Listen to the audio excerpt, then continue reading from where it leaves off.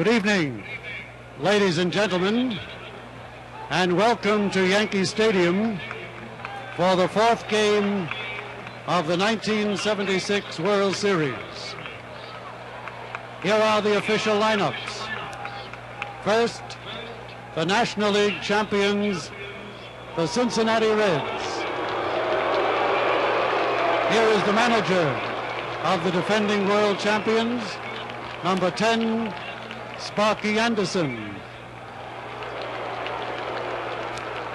Batting first, playing third base, number 14, Pete Rose.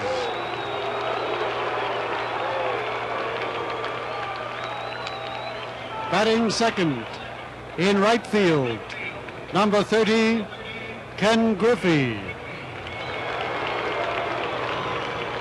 Batting third, playing second base, number 8, Joe Morgan. Batting fourth, playing first base, number 24, Tony Perez. Batting fifth, the designated hitter, number 22, Dan Dreesen. Batting sixth, in left field, number 15, George Foster. Batting seventh, the catcher, number 5, Johnny Bench. Batting eighth, in center field, number 20, Cesar Geronimo. Batting ninth, the shortstop, number 13, Dave Concepcion. And the pitcher, warming up in the bullpen, number 38, Gary Nolan. And now, the rest of the Cincinnati Reds.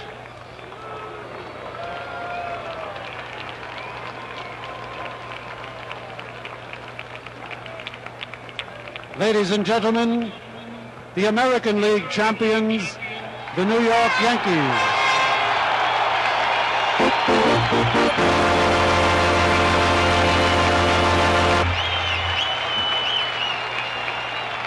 The manager of the American League champions, number 1, Billy Martin.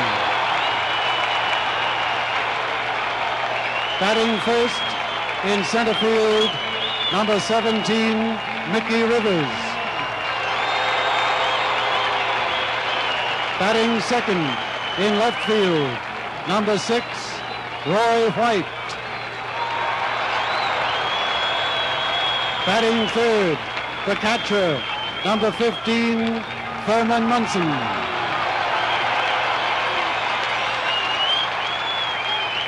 Batting fourth, playing first base, number 10, Chris Chambliss.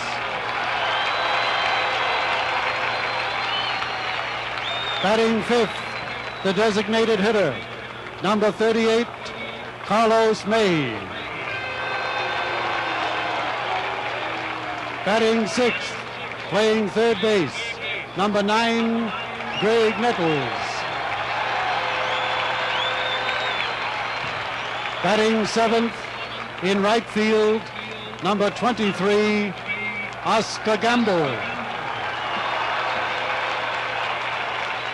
Batting eighth, playing second base, number 30, Willie Randolph. Batting ninth, the shortstop, number 11, Fred Stanley.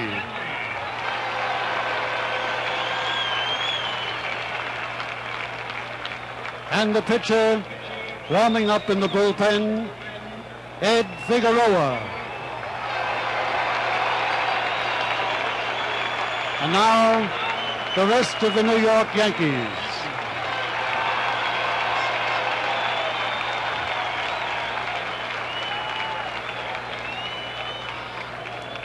Ladies and gentlemen, will you please rise?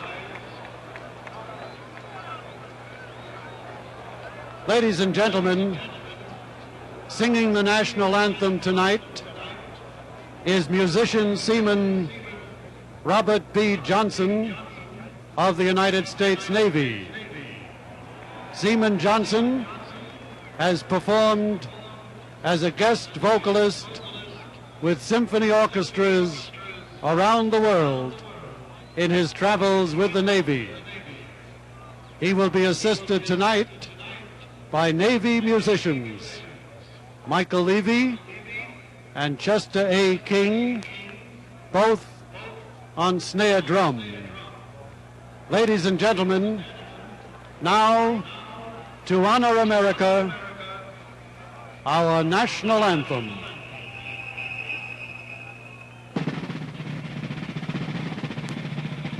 Oh, say, can you see by the dawn's early light what so proudly we hailed at the twilight's last gleaming, whose broad stripes and bright stars through the perilous fight o'er the ramparts we watched were so gallantly streaming, and the rocket's red glare, the bumpers skiing in the air, gave proof through the night that our flag was still there.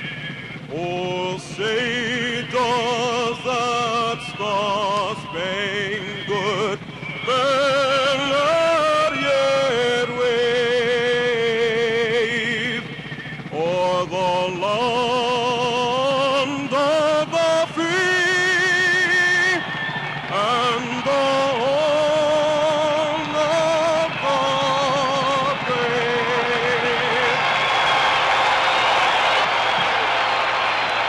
With the helicopter shot and the singing of the national anthem by Seaman Robert B. Johnson, we get ready for baseball at Yankee Stadium.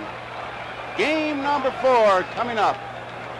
Ladies and gentlemen, we now direct your attention to Commissioner Kuhn's box, situated at the home plate side of the Yankee dugout, where the first ceremonial pitch will be thrown out by the longtime voice of the New York Yankees, Mel Allen.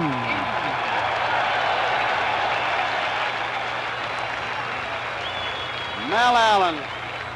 And anyone that ever heard his voice, he could put excitement into just saying hello. Nobody could do it like him, Phil. No way. He is the only one and only voice of the Yankees, and he had it all. You know, I broke in under him, Joe, and a stern taskmaster. And I think that's one reason every time I'd make a mistake, he'd pick it up right on the spot. So I never made it again. He taught you well. My mother didn't like it. Well, she got on me, but... There you see Mel Allen with Commissioner Bowie Kuhn. Mel, longtime voice of the Yankees, still considered by many the voice of the Yankees, thrown out the ceremonial first pitch as we get ready for Game 4 here. The umpires for tonight's game: Bill Deegan will be behind the plate from the American League. Bruce Fleming, he's a happy little guy, looks like Spanky. First base. Second base, Davy Phillips. Lee Wire will be at third base. Lou DeMuro, left field line. And Billy Williams will be in right field. DeMuro and Billy Williams from Brooklyn, New York. Bill Deegan, born in Camden, New Jersey. Fleming, Milwaukee. Davy Phillips from St. Louis, Missouri. Lee Wire, Imlay City, Michigan. Boy, they have really spread around, though. Wire's in Decatur, Georgia. DeMuro lives in Tucson. Billy Williams, Belmar, New Jersey. Deegan's in California. Fleming in Brown Deer, Wisconsin. And Davy Phillips, Lake St. Louis. There's Figueroa, who will be the starting pitcher for the Yankees. Figueroa, the top winner for the Yankees this year, might have been the most consistent pitcher all year long. A lot of people ask Billy Martin, why not Holtzman? Why not coming back with Hunter? Well, We asked Billy Martin why he is starting for this important fourth game. The man on the mound right now in that quadrant, Ed Figueroa. Number one, because he deserves to start in the World Series, because he's one of my best pitchers on my staff. If I have to go to the whole bullpen tonight, I will. But Figueroa has done a great job for me, and I'm very proud of him. There was a word he used there that I liked. He deserved to start. He really did, Joe. And I tell you, he had a lot of pressure on him. The last 2 games of the regular season, they televised back to Puerto Rico, and he would have been the first Puerto Rican to have won 20 games in the big leagues. And Tony, he tried too hard. You know what happens when you try too hard. The slider doesn't slide and the curve doesn't break. So I think he's about due. In his last 4 starts, he hasn't won. So I think the averages are in his favor. He last pitched on October 13th. That's the 5th game of the playoffs. He allowed 4 runs, 8 hits, and 7 innings. He also started the 2nd game of the playoffs. He lost 7-2. How about that? Little hex. They're trying to was that a chicken? A rooster? Little voodoo. Somebody threw a rooster out from behind the Reds dugout.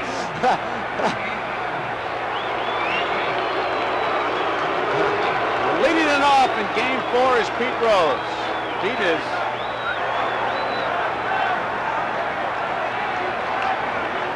leading it off. Ready to go. Did he bunt? No, says third base umpire Lee Wire. Rose is 2 for 11.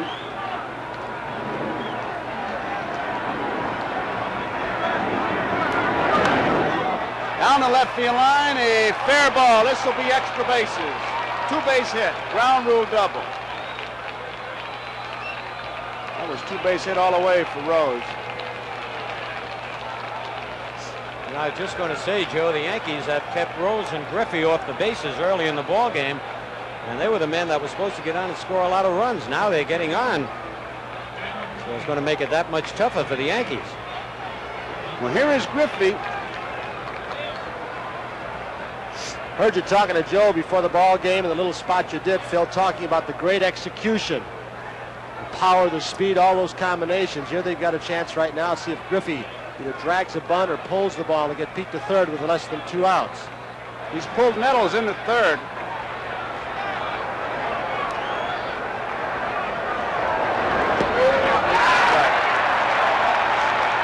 Looked like he was going to bunt on that one.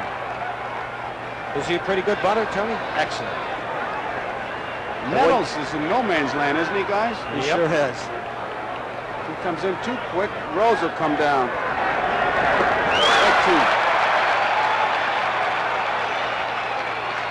He's got that swing, Phil, with his speed. He chops it in the dirt, and he takes off running. We've seen him beat out balls already in this series.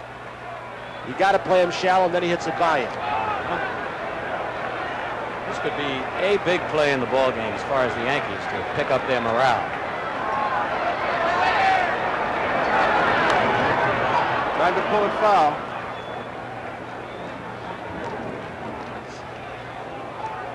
Count remains a strike 2.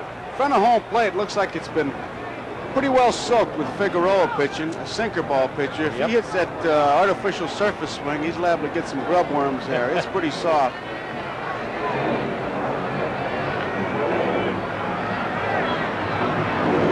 Two-strike pitch. 1 ball, 2 strikes. Nothing wrong with it. A groundskeeper can help you. If you have a sinker ball pitcher, obviously he's going to pitch low, a lot of ground balls, so you slow it up, and you slow the ball up to 2 or 3 feet in front of home plate. So what you do is just wet it down a little bit. Got a ball club that can bunt. You just put an extra coat on the foul line to hold the ball in. Bouncing ball. Rose is going to go to third. They got a shot. They got him trapped. And now he's motioning for Griffey to move over. They may have a double play. Missed him, but he's out. Out of the baseline. Says the second base umpire, Davey Phillips. And so the Cincinnati Reds, for the first time this series, pulled the rock. There it is. Look at it again. Not too good a base running by Pete Rose. Stanley very alertly gets the runner. Now they do the right thing as opposed to the other day. Look at Pete signaling for Griffey to come over. That's it. One throw, they got him, and they've got Griffey hung up. Now nobody went over to cover first base had he gone back. He's got 3 feet from the line of the tag there, and he went farther than that. Phillips called him out. Boy, I tell you, that could pick the Yankees up for the first time in the series. Here is Joe Morgan. Strike one. I tell you, that looked like a fire drill on a rainy day. Everybody was moving. If you're scoring, that play went 6-5-3-4. Rose was trying to coach Griffey to come on over there. The Nettles made the play perfectly. As Tony pointed out, 1 tag, and then they got Griffey. 1 ball and 1 strike. Phil Figueroa, the hardest throw on your staff? Starting pitchers? Oh, yes, absolutely. This year, Catfish was last year, but he didn't have, he had trouble with his arm this year, a little tendonitis. 2 balls, 1 strike, 2 outs, nobody on. Ball game just getting started. Chambliss surrounds it. Takes it himself, and the inning is over. So we go to the bottom half of the first. Cincinnati nothing. Yankees coming to bat. There you see Gary Nolan, 15-9 in 1976, a 3.46 earned run average. He was 15-9 in 1975. How about his control, Joe? Great control. He's had exceptional control each of the last 2 seasons, leading the regular National League starters each year with an average of only 1.2 walks per 9 innings. Even better average in 1976. Only 27 base on balls, including 3 intentional in 239 innings. And here comes Rose in again, moving in closer. He's closer than ever. He really is. Every ball game he's moved another step or 2 in on Rivers. Let's see if Rivers tries to peck it by him or goes to swinging like he should. Look at that. He's right in on top of him. Foul balls. Upper deck. Maybe Billy Martin had a little talk with Rivers. Rivers can whip the bat like that. And I tell you, that Foster's playing very shallow in left. Mick has hit many balls 1 hop off that left field wall. He's opened his stance, Phil. Yes, he has. He's facing the pitcher more than he was the other games. Curveball misses. 1 ball, 1 strike. If Pete Rose gets any closer, he'll have to put pinstripes on.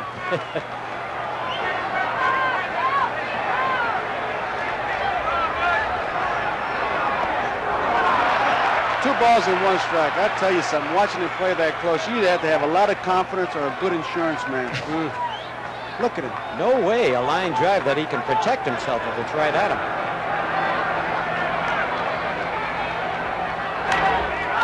Popped up. Pete Rose and Concepcion. Now Concepcion takes charge. 1 out. This telecast is authorized under television rights granted by Major League Baseball solely for the entertainment of our audience, and any publication, reproduction, retransmission for commercial or other use of the pictures, descriptions, and accounts of this game without the express written consent of Major League Baseball is prohibited. Here's Roy White. He's 2 for 10.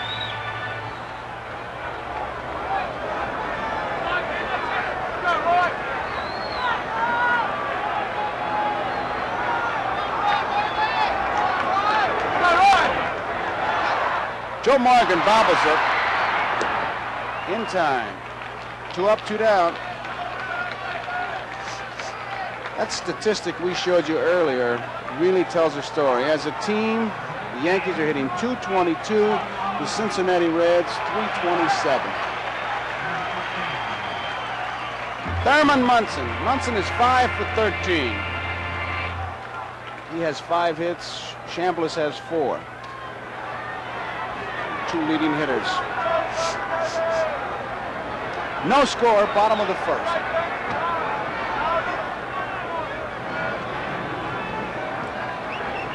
Munson almost needs a building permit when he goes in there, doesn't he? He's built like a fire plug, that's for sure. Well, Tony, that was interesting what he said, and I heard him on the interviews they had about being embarrassed, not wanting to be embarrassed. 1 ball, 1 strike. Thurman Munson. Gary Nolan. Some consider Nolan the best pitcher on this staff. He has an excellent straight change curveball, and the kind of guy when you start looking for it, he throws the fastball right by you. 2 balls and a strike to count. One thing he's got, Phil, you've seen it around this park a long time, he can keep the ball away from you, whether you're right or left-handed hitter, make you hit to the big part of the ballpark. That's part of Nolan's success. He hit a lot of home runs off him, but because he doesn't walk many, they don't usually cost him ball games. Out of play. 2 balls, 2 strikes. Well, one thing you know, if he pitches Munson out there, he'll go with it. Billy Martin. Fatten him up over the winter. Phil, I saw him. I started saying the clubhouse. He was going into the sauna. Boy, he looks like he could use a trip to summer camp. He is really thin. He is really down. And he lost all that weight winning. Off the handle, it may drop in there. Morgan gives it a chase. It's a base hit for Munson. A blooper for Munson. Well, the Yankees have been talking about all the bloopers the Reds have been getting off them, so they dunked one in there. See what Morgan said about that, though? He said, yeah, we've been hitting those 370-foot bloopers. Here is Chambliss. Chambliss 4 for 12 in this series. No score, bottom of the first.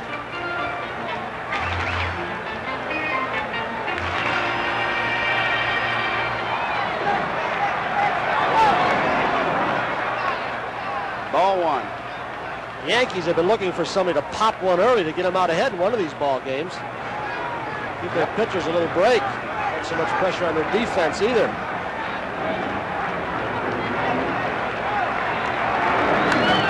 That's a base hit, left center field.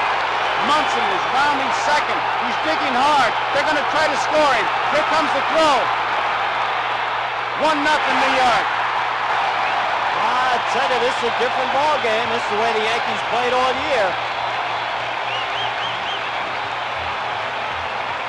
You get a chance right now to see Munson, the terrific break he gets off first base. He didn't need a coach on this. Right now he picks up his coach, Dick Hauser. Geronimo, in spite of his strong arm, did not give Davey Concepcion a good relay throw. It was a hopper to him. Here comes Geronimo's throw. Look at that. Geronimo's arm's usually stronger than that. A little bit offline, setting up on that cutoff play. They took the indirect route, Phil. Yep. Good hustle by Thurman. The Yankees, for the first time in this series, have taken the lead 1-0. Chambliss is on at second with the double, and Carlos May is the batter. May is 0 for 6.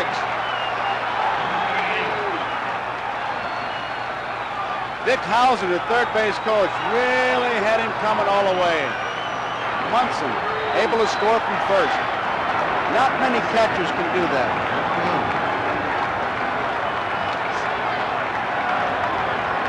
This crowd looking for something to root about. They got it early. Up the middle. Concepcion, a fine play to throw in time. What a play. Saved the run, took a base hit away. Dave Concepcion. So at the end of an inning, it's New York 1, Cincinnati 0. Once again, as other times this series, we see a great defensive play by a Cincinnati Red. This time Concepcion to save another run. I don't know who could have done that other than that guy. Tony Kubek's the only other shortstop, and I know I couldn't. That guy is unbelievable. so quick and so fast. Strike 1 to Tony Perez. That ball was by him, guys. I know it. Got it in between hop, too, Phil. Bad hop, too.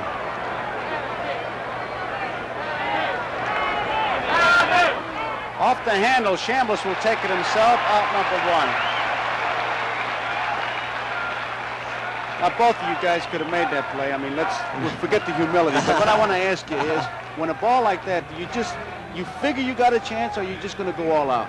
You got to go all out, because as Tony said, he was playing Carlos May straight away, which made it more unbelievable. And then to get the in-between hop, and you got to have a strong arm to throw him out. One thing you're thinking of also, with a man in scoring position, I've got to at least knock the ball down when he's at second base. Keep the ball from going to the outfield. Down further and made the play. Save the run. New York leading 1-0. Dan Dreesen, who was 5 for 11. Left field, Roy White coming in. 2 outs. That wind is playing tricks with that ball high in the air. Well, the gusts were supposed to be something like 20 to 25 miles an hour. Let's see it with the flags atop the Yankees. There's the old facade, Tony. Remember, used to be up in the upper deck in right field. Is that a reproduction or the original facade taken from somewhere else? Reproduction. Is it? Hate to say it, but it is. But tradition is still there. George Foster. Foster 5 for 11. Figueroa is playing games with him now. Foster's driven in 3 runs. The Reds have scored in first or second inning of every game.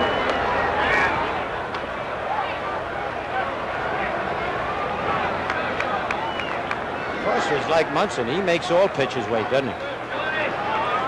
You ought to see Foster and Jim Cott in the Phillies. 1 ball, 1 strike. I would like to have seen Gibson and Foster. Yeah, blink your eye and throw that ball.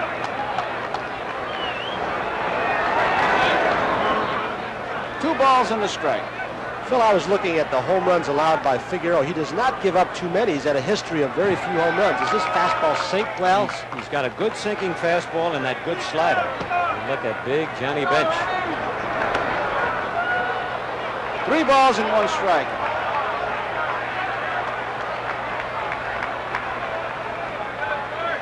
Sure, you said big Johnny Bench. He's going to do a benefit with Bob Hope. We'll tell you about it a little bit later on, more about it, but he's going to sing Big Bad Leroy Brown. That's his hit song. Gotta hear that. Foster outside, draws the base on balls. It puts him on and brings up Johnny Bench. Bench 6 for 11. He was the victim of that great play by Grant Jackson, who told me he did that a lot. No. That's what he said. I started laughing. He said he caught one in the back of his knee off Perez, a line drive, just where his knee bends. He said the ball's stuck there. Grant Jackson backhanded that ball on him. 1-0, New York leading, top of the second inning. 2 men out. Foster's at first.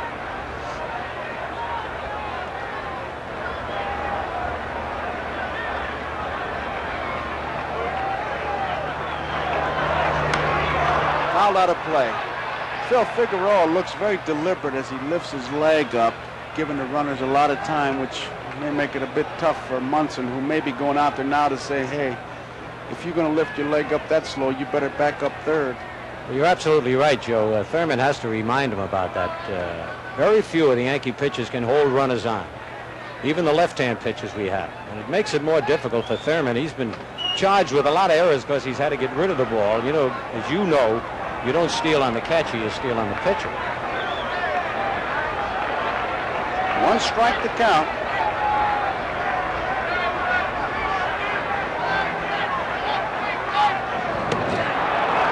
Very close. He's quick to first. He went back in there standing up.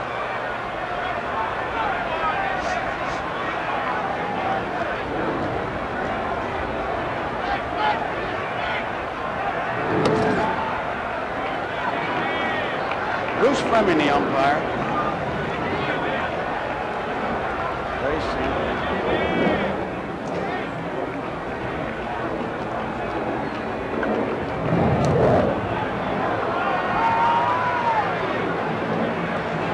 A couple guys on the bench watching all of this in the dugout at third base, and that's Morgan, Concepcion, and Griffey. They want to see a few moves over to first base. They want to try and pick something up in the event they get on during this ball game. They don't miss much. There you see Rose and Perez.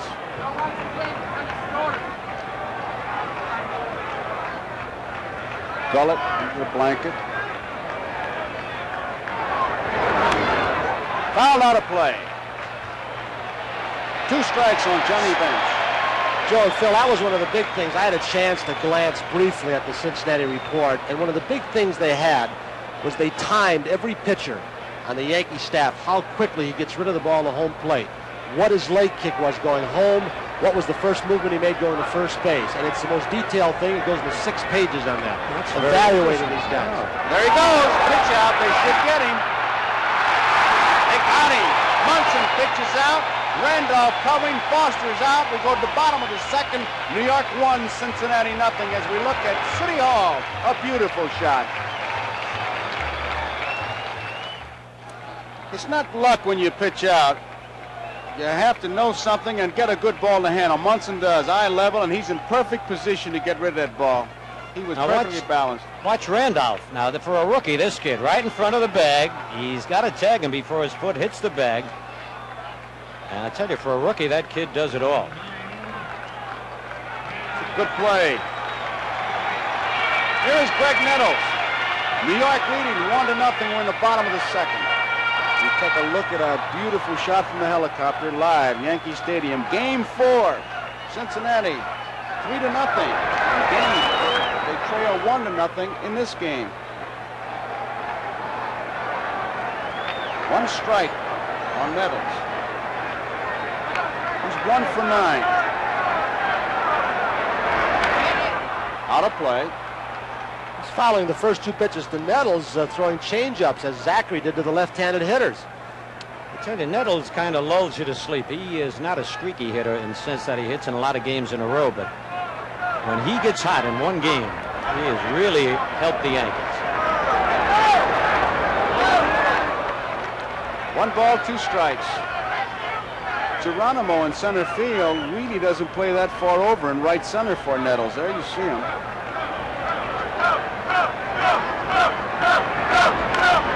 Didn't mean to swing. Nolan, Perez, 1 out. Boy, that makes you mad when you do that. It's that changeup. What do you throw? Every pitch a changeup? Seemed like I think he threw 4 of them. 1 out, Oscar Gamble is the batter, and we pause briefly for station identification. This is the NBC television network.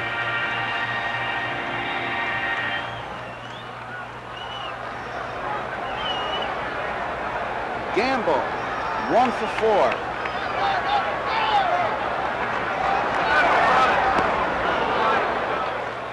Strike 1. Mel Allen, longtime Yankee announcer, threw out the first ball. Joe DiMaggio threw it out last night. DiMaggio in the ballpark tonight, along with the great heavyweight champion, Jack Dempsey. Popped up. Pete Rose. The way he slaps at this ball.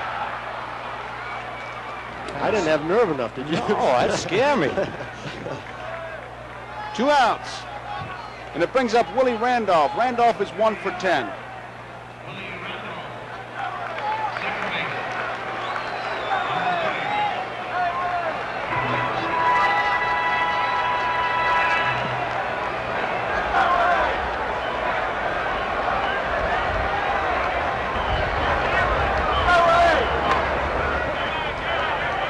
Ball 1. Well, Joe, this kid had a great shot at being the Rookie of the Year. Then he was hurt 3 different times. And Munson says they got to toughen him up. Shallow center field. Geronimo coming in and makes the play. He thought that ball was hit much harder. That ends the inning. At the end of 2 full innings, New York 1, Cincinnati nothing. There you see it. If you've ever been in New York, our helicopter is coming from the south towards Yankee Stadium. Beautiful sight. Here, Johnny Bench.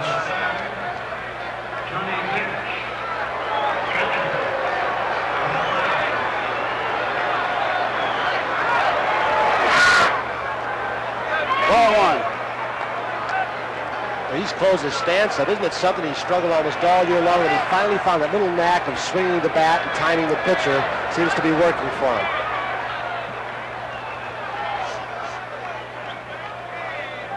You know, I think that's great when you can adjust, you know, when you're having a bad year and you try something different.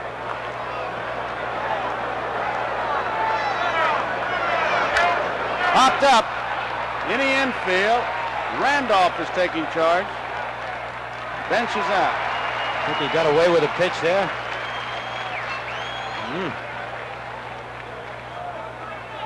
Brings up Geronimo. Geronimo is 2 for 9 in the series. Reds opened up with a double, and then Griffey bounced one to the shortstop Stanley, and in a rundown, they tagged out Rose and Griffey for a double play, and Morgan ended the inning by grounding out. Yankees scored their run in the first, a single by Munson, a double by Chambliss, as Geronimo swings and misses.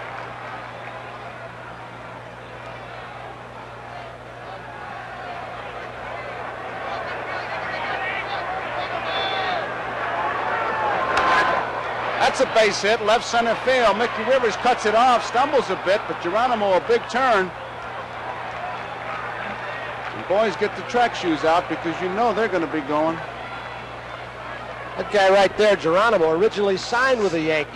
He was down at Fort Lauderdale, then he was drafted by Houston. How'd they let him get away? Well, I don't know.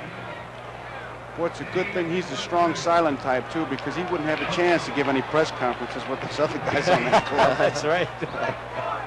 They really got him over there. They love it. 1-0, New York leading 1/3. One man out, and Concepcion takes a good look at Sugar. Geronimo, time, they had a play on, and he's just not sure. A little groundskeeping in the first base area. Well, They couldn't have done that too, wet that area, could they, Phil? they certainly could have. Yeah, I'm not saying they did, but they're trying to hold the speed down. You talked earlier, Joe made a good point about the soft spot in front of home plate. That obviously is wet.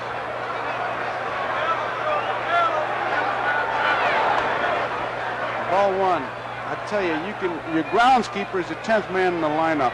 It's Bossard, Gene Bossard over at Chicago. If he could put quicksand down there, he'd put it down. He'd lose 2 or 3 infielders during the course of the game. Just can't get the footing. There's a strike. Many different things you can do. You can slope the foul lines. You can put an extra coat on the foul lines. You can let the grass grow high. You can soften in front of the plate. You can soften in front of the first base where they get their leads.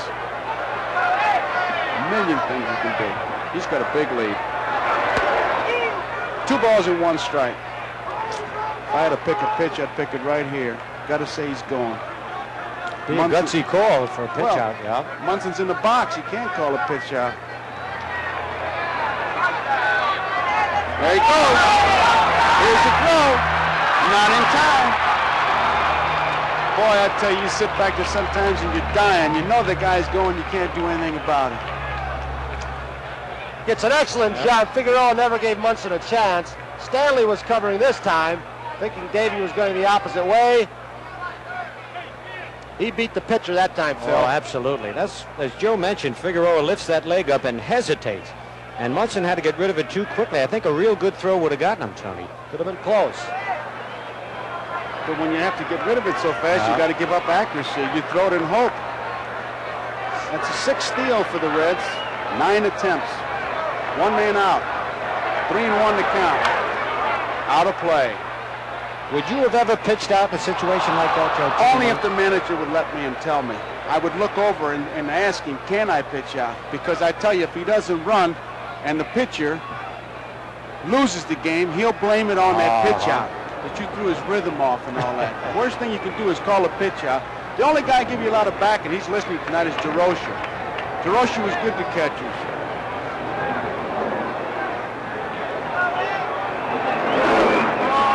All 4. You need a lot of support from the manager when you call a pitch out 2 balls and a strike. Does Billy call most of them on this ball club? Yes, he does. He does. A lot of managers, when you look over there, they're at the water cooler. Not Billy. No, he's in every pitch. There you see Billy Martin on the Yankee bench. Cincinnati with a threat. Geronimo is on at second. Sparky Anderson. Joe Morgan. Pete Rose, who doubled his first time up. 1 man out. Right.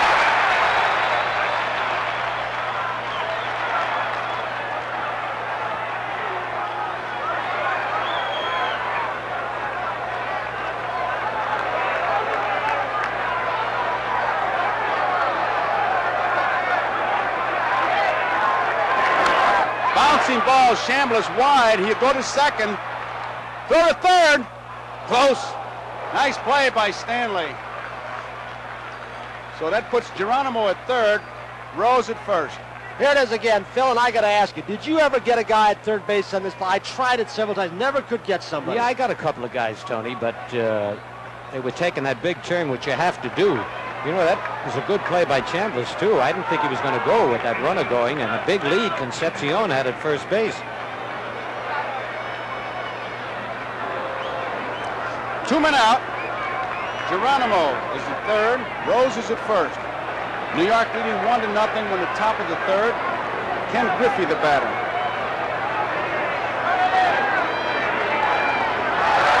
Good sinker. You saw it that time.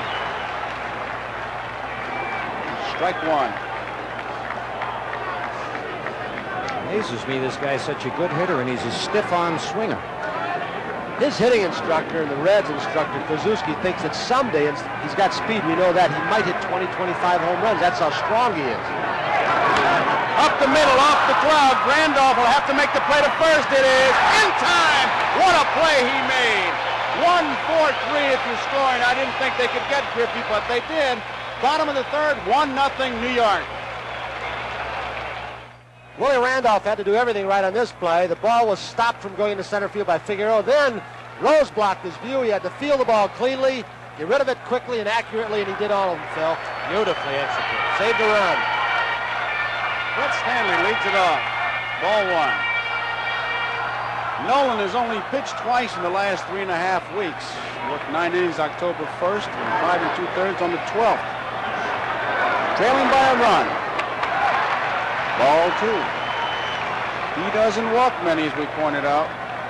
Exceptional control. With 1 walk per 9 innings in 1976. Ball three. Well, if anybody can get at Stanley, he's a very patient hitter. It's like Roy White, Tony.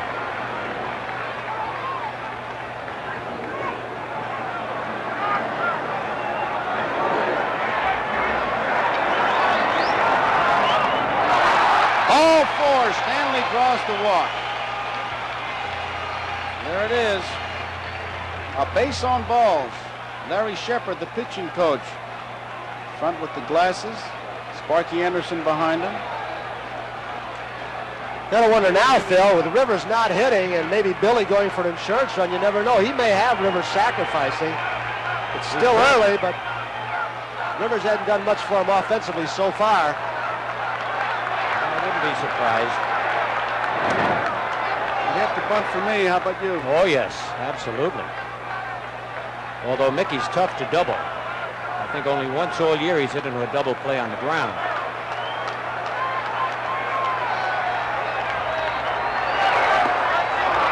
Strike one. Boy, there's a tough play for a base runner. The guy tries to bunt that way. Alan Roth points out that during the season, Rivers had only 2 sacrifice bunts. He doesn't bunt to sacrifice. He tries to beat him out. Popped up. Foster in left field taking charge. Comes in and makes the play. So there's one away. Stanley's at first. 1-0 New York leading. Bottom of the third, Roy White the batter. White bounced out. Morgan to Perez back in the first inning.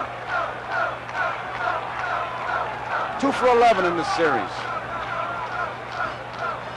I'd like to see Billy start a couple base runners here, Phil. Maybe pick an opening in the infield, get somebody covering. White can handle the bat well. He's got Stanley down there with fair speed. That's right, and Roy doesn't strike out much. That's how the Yankees won the pennant, really, running the first 3 quarters of the season.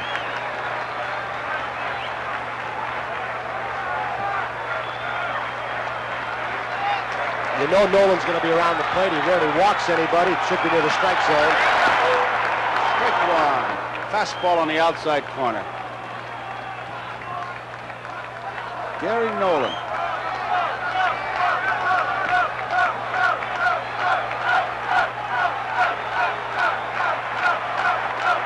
Stanley at first, 1 man out. 1 ball, 1 strike. Dick Hauser coaches at third. He gets his signs from Billy Martin. Elston Howard coaches at first. Deep to right center field. Geronimo and Griffey, they got room. Griffey makes the play on the warning track. 2 outs. Just made him reach for the ball a little bit, didn't he? The ball may have tailed away, and he just had to flick at it at the end. Here is Thurman Munson. Munson singled to right his first time up. Came around to score when Chambliss doubled in the left field. And that's been all the scoring so far. We're in the bottom half of the 3rd inning. 6 for 14.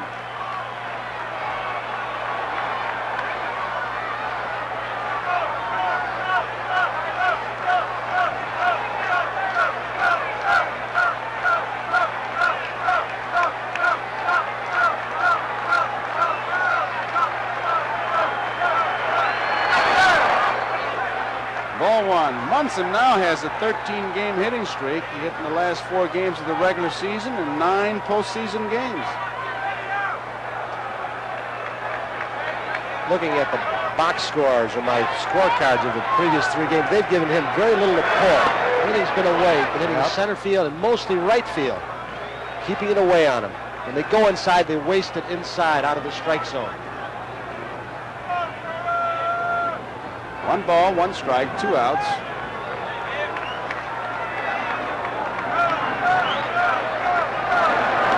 Curveball misses. 2 balls and a strike.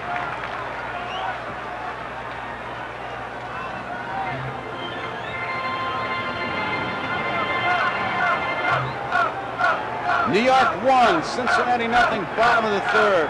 Stanley, a lead at first. Line drive, base hit, right field. Stanley is rounding second. He's going to hold up. Munson, another base hit. 2 for 2 tonight. Fred Potek, in the first show we did on the baseball world, said with men on bases, he just goes to right field. He's a tough man. And sure enough, you put somebody on base, he just lines that ball to right field. That's right. Just as Tony said, they pitch him out there, and Munson is a smart hitter. Here is Chambliss, who doubled to drive in the Yankee run. 5 for 13 in this World Series. He's got a hitting streak. –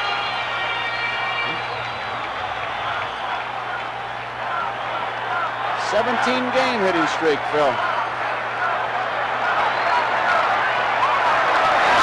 There's a strike.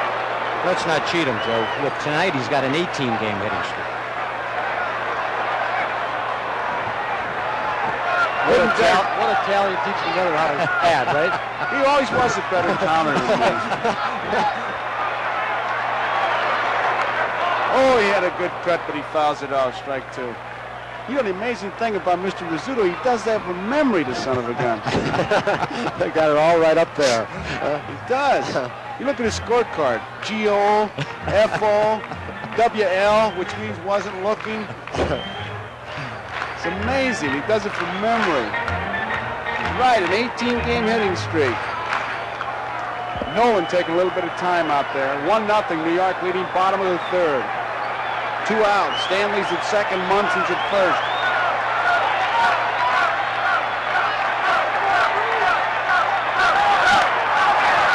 Joe Morgan bobbles the ball.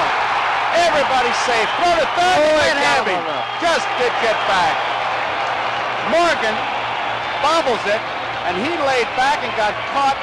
The ball played him. Absolutely, Joe. Tony mentioned that. He said he's not used to this. The AstroTurf, you get the good bounces. Kyle Keel's one of the guys, as we watch this replay, who said he saw them in San Francisco on dirt surfaces. They're not as good a feeling team. He said they get into artificial surface habits. You can wait back on the ball because it gets to you more quickly. You do it on this, you get those funny in-between hops. So the bases are loaded. 2 men out. Carlos May. Ball 1.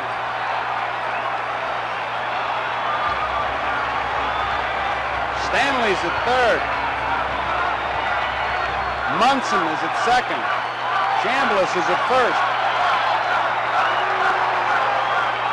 Yankees have had situations similar to this before in this World Series. They haven't been able to get that big base hit with minute scoring position with 2 outs to keep a rally going. Ball 2.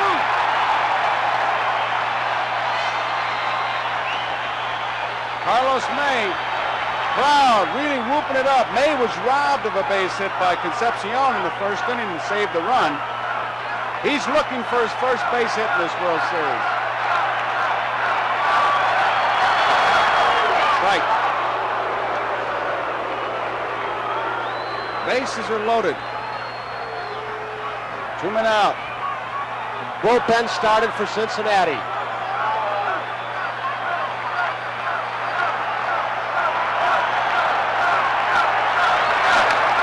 Line drive left field. Foster's there. Makes the play, and that ends the inning. So as we complete 3 innings, New York 1. As we look at Carnegie Hall, Cincinnati nothing. As we look live at a beautiful sight, Empire State Building right smack dab in the middle of beautiful New York. Bring you the local boy, the scooter, Phil Rizzuto. Yep. Pretty soon we'll be seeing King Kong again up on the Empire State Building. They're bringing that movie back. Smearing it with bananas, huh? Yeah. All right, here's Joe Morgan ready to lead off. Joe bounced out to first his first time up. And the Yankees know they got to keep this man off the bases.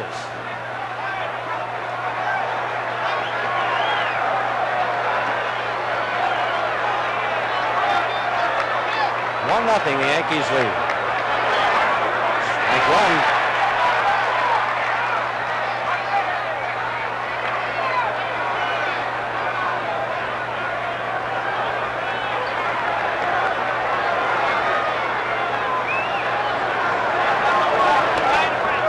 One of them.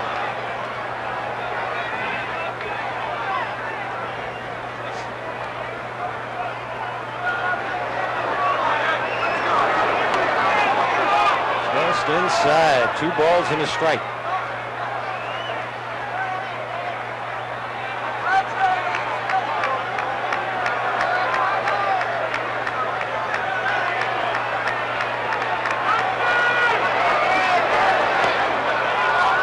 When we see that shot right there, how well he controls the strike zone, I know I've said it before, but Cecil Upshaw has the best description. His eyeballs are just not that far from the ball, even on the low pitch.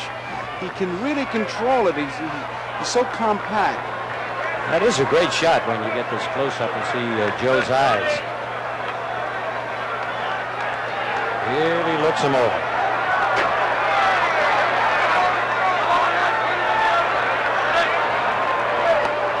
Well, he's on, and now the Yankees.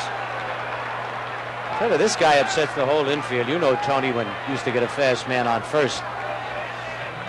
You cheat a little bit more at second base or shortstop, get a little bit closer to the bag, it opens up a hole. Third baseman comes in on occasion. He's doing a little grounds work down there. He's marking off his spot, kicking away some soft dirt at first base. He measures that lead, Phil. I've never seen anybody like him. I know. Well, 13 feet off a right-hander, 15 feet off a left-hander, almost to the inch.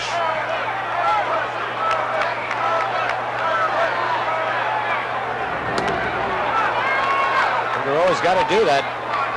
Maybe quick pitch once in a while with Tony Perez up. Perez bounced to first his first time up. Yanks lead 1-0, top of the 4th. Nobody up. Line to left center. Rivers, though, is going to get it. And Morgan, well, look at the long throw by Mickey. That's the best, almost over the head of Chambliss. That's the best throw Rivers has made all year.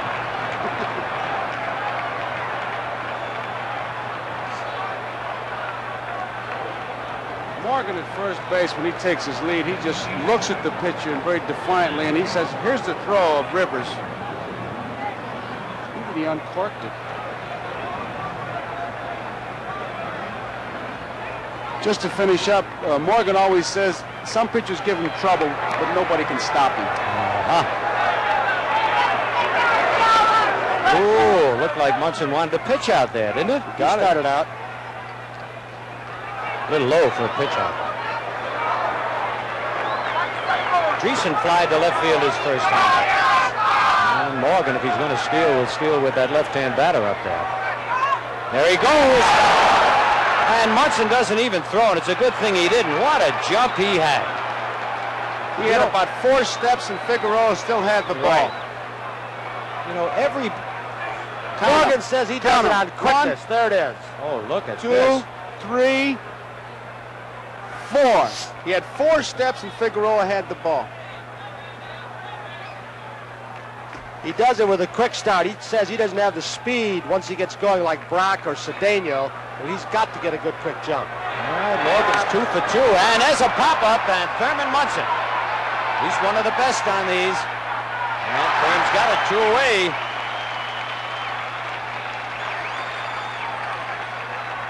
And Morgan, 2 out of 2 in stolen bases, but there are 2 out now. And George Foster, who walked and was caught stealing in the 2nd inning.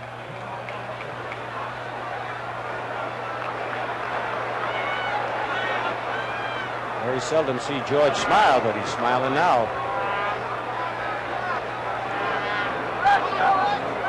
Tell me, this guy's really built.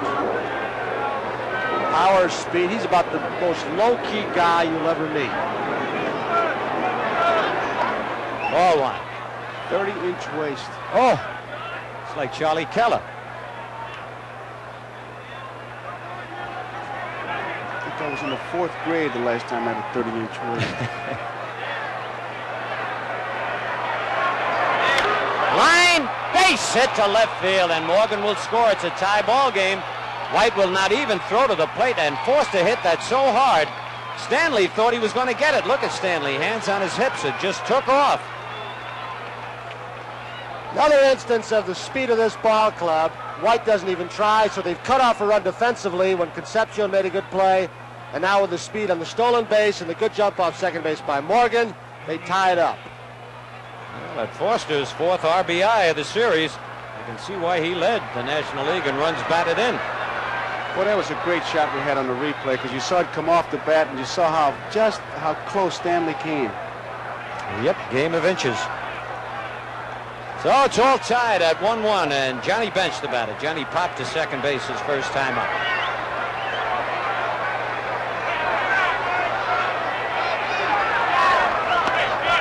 Ball 1. Well, Joe Morgan stole a run there with the help of a base hit by Foster.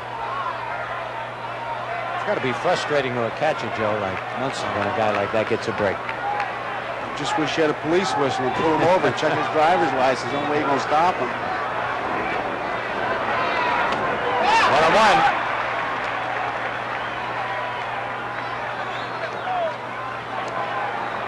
Each team with 1 run and each team with 3 base hits.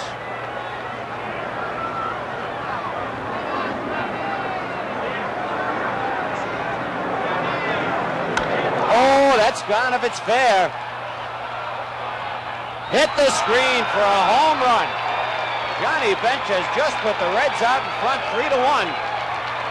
And Figueroa got that ball where I thought was a good spot, up and in. And as Tony said, Bench's new style of aiming that bat at the pitcher, he timed it beautifully. I don't know if that was a fastball or a breaking ball. It looked like he was trying to get it in, Phil, but it didn't look like it had a lot of stuff on it like previous fastballs. It may have even been a hanging slider. There's that big, tall foul pole, both corners in Yankee Stadium. A lot of arguments before they put those up. Geronimo singled and stole a base.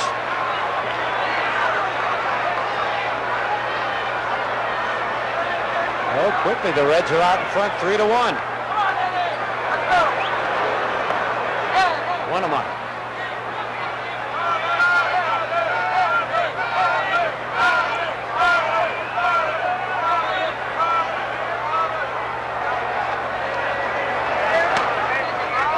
Ball, 2 strikes. Cary Grant show and Cary Grant, gray-haired gentleman.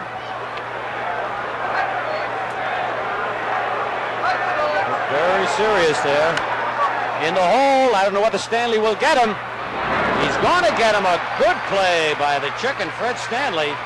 3 runs for the Reds, and now at the end of 3.5, it's Cincinnati 3, the Yankees 1. TV, a 2-hour special featuring the best of the comedy sketches from the past quarter century. Jack Benny, George Burns. And Sunday night, you fans in Cincinnati will see Johnny Bench sing Bad Boy Leroy Brown, Pearl Bailey, Roy Clark. Hope.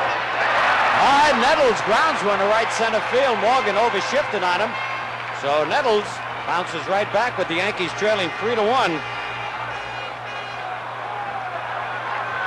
Greg at first base. That's the 4th hit for the Yankees. And now Oscar Gamble. The Reds lead 3-1. 27 years of jokes. Oh, and he gets better every time. He's something. Got the greatest monologue I've ever heard. And look at Oscar Gamble. By the way, Joe and Tony, myself, Harry Coyle, Roy Hammerman all want to say hello to Jack Murphy, the Yankee television director for so many years for Yankee games right here at Yankee Stadium, watching the game down in Florida. Swing and a miss by Oscar. Gamble popped to third his first time up. Nobody out in the bottom of the 4th as the Yankees try to get back in the ball game.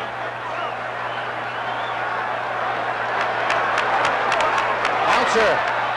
And Perez goes to second. And he drops the ball. Everybody's safe. And this is something we haven't seen the Reds do all series. That's the second error in this ball game. And one by Morgan, one by Concepcion. Perez threw the ball across the path of the base runner, Nettles. Watch this. It may have blocked Davies' view, one of those sinkers. He gave the target inside, and then he might have lost it. The ball came over the shoulder of Nettles. I think when Nettles throws his arms up, Tony, watch this. Right there. He blocked it. Once that runner gets between you boys like that throw for the outfield, it's tough. That's a great shot. All right. Concepcion was up against. Now Willie Randolph. Let's see if Billy Martin has them bunting here. Nobody out. Willie, an excellent bunter. He'd fly to center his first time up. Nope, hitting away on that pitch. It's low ball 1. Rose is not in at third. He's barely in on the infield grass. There's Pete. Concepcion and Morgan have shortened up. Nobody out. 1-1.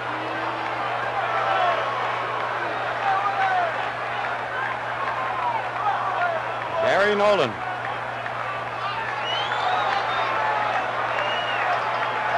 Barbone and Billingham. Billingham is the man closest to him. Look, they got Nettles picked off. And got him at third base, and for some reason Nettles did not slide. I think he would have been safe if he'd have slid. You're right, Phil. If he had gotten down, Pete Rose was standing straight up, he may have had a chance. This is a tough play when you're trying to get a good jump off second base. The guy either bunts through it. Good play by Davey also.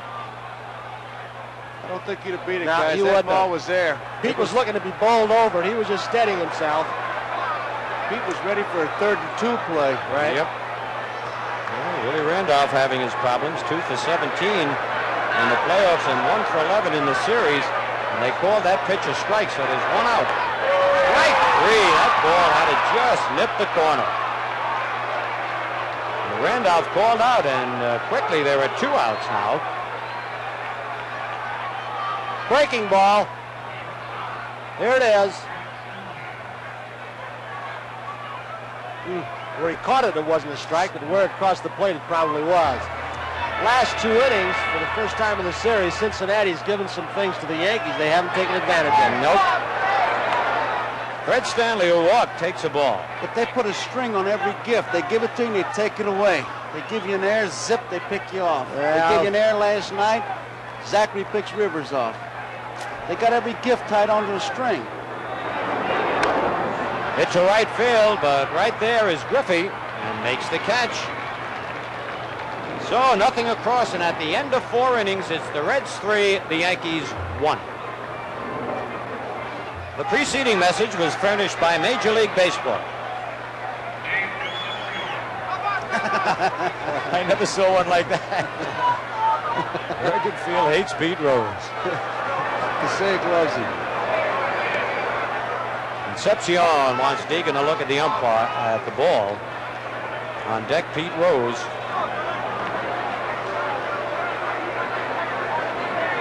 Concepcion walked his first time up. 3-1, the Reds are leading here in the top of the 5th.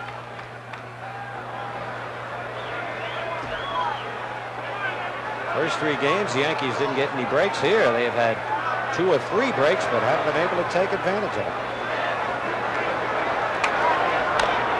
Bouncer. And Nettles throws him out. 1 away. That might have been tough in Cincinnati. That ball might have bounced over his head, Tony.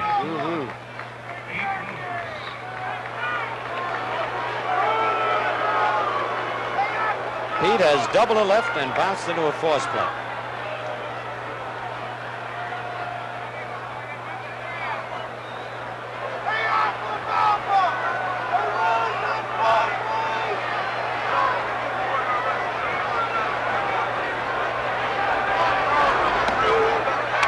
Strike one.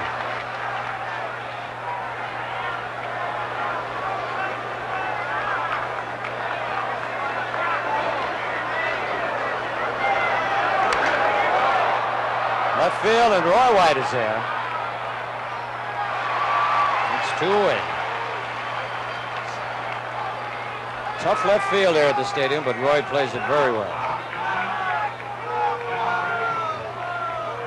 And now Ken Griffey. Bounced into a very unusual double play as we look at that big left field area out there that Roy has to cover. And then was thrown out on a good play. Smash off Figueroa's glove, and Randolph threw him out. Strike one.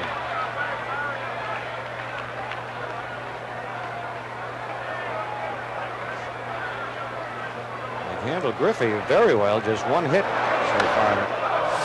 Whoa. Back in the crowd. 0-2.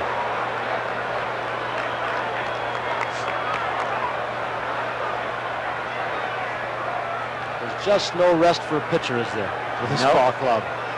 With the DH, 9 hitters, 9 runners. Yeah, look like 0-2. Fouled the changeup back into the crowd. Last inning, it looked like Figueroa was out of the jam. Morgan at second and 2 out. Single and a homer. And the Reds are out in front 3-1. Just got a piece of it.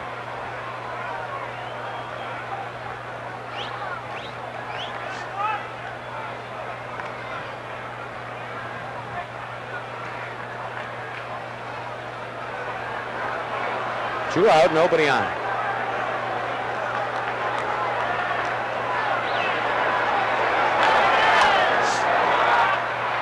Nettles makes the catch. So they're down in order, and now at the end of 4.5, it's the Reds 3 and the Yankees 1. Well, you see Robert L. Hausum, the president of the Cincinnati Reds. Next to him is Mr. Lewis Nippert, who is chairman. I'll say one thing for old Bob. The weatherman said it was 51 degrees. You couldn't prove it by him. All right, Mickey Rivers to lead it off. Make his pop to short, fly to left. Cincinnati gave the Yankees 2 big breaks in the 3rd and 4th inning. Oh, he fooled them on that change. It's unbelievable that Rose can take that bat away from Rivers the way he's done this whole series. Gonna have to put blinkers on Mickey so he doesn't look at Rose. Try to slap that by him, and it was in on him. He's just made him change his hitting style completely, hasn't he? Just forced him into it, psyched him out. Yeah, Pete's laughing. He knows it. He's gotten away with it for the whole series.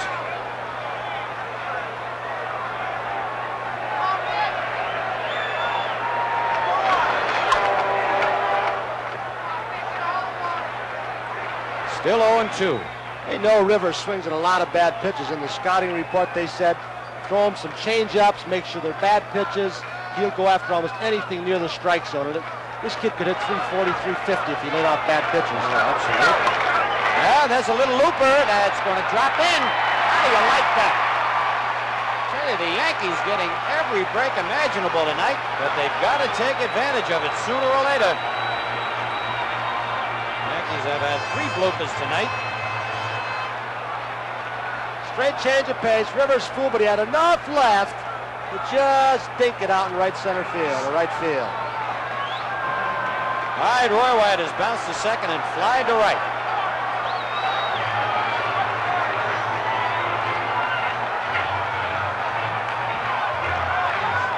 See the great year he had batting left-handed, hit 320. Right-handed, he had an off year.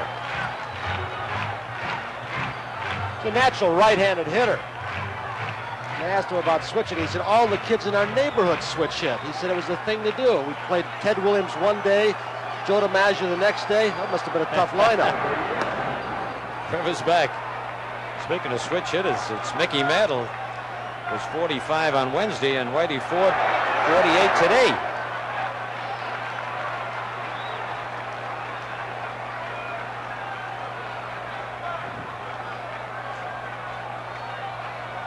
One ball on Roy White, nobody out. Reds lead 3-1 here in the bottom of the 5th. 1-1. I don't think Nolan throws anything down the heart of the plate. Quite a story, Phil. A couple of years ago, they thought he might never pitch again. Something troubling his right shoulder. They say every ball game the last year and a half, he's gotten a little bit faster.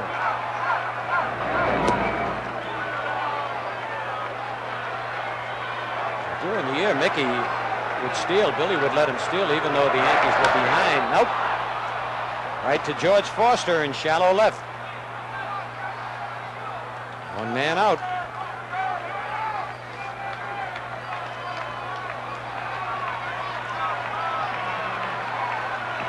Yeah, that'll bring up Thurman Munson. I tell you, he and Chambliss have been doing it all for the Yankees in this series. 2 for 2 in this game. I scored the Yankees' only run. That was back in the first inning.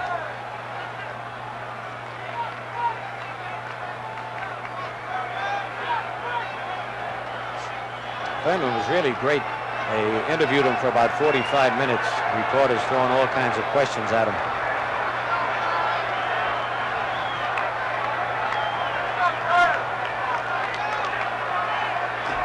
One man out.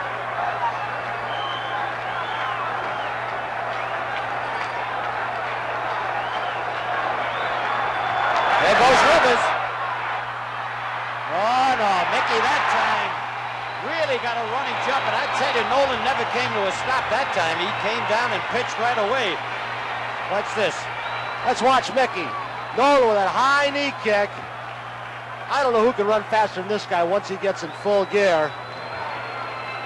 Bench made a perfect throw, but he just outran the ball. Yep. Here he comes right at you. This is what you'd see if you're taking the throw down at second base. With that first shot that we had, you could count the steps, and you can't give the guy 4 steps and still hold the ball and throw him out. Even Johnny Bench can't do that. And that was the first Yankees steal of the series. 1-1 to Munson now. I believe that breaks Johnny Bench's streak of throwing men out in playoffs and World Series.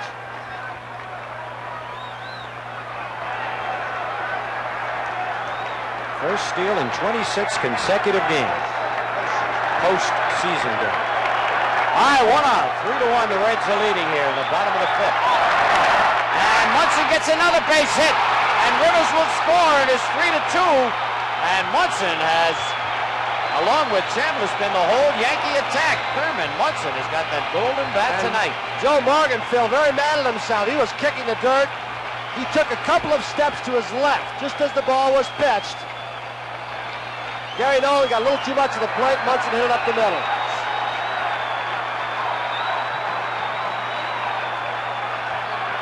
Munson now 8 hits and 16 at bats. There it is, 3-2 Cincinnati, and Chris Chambliss, who doubled a drive in Munson in the first and reached on an error in the third. 1 out. And line to left center field, but Foster's right there. Boy, did they play him perfectly. 2 out.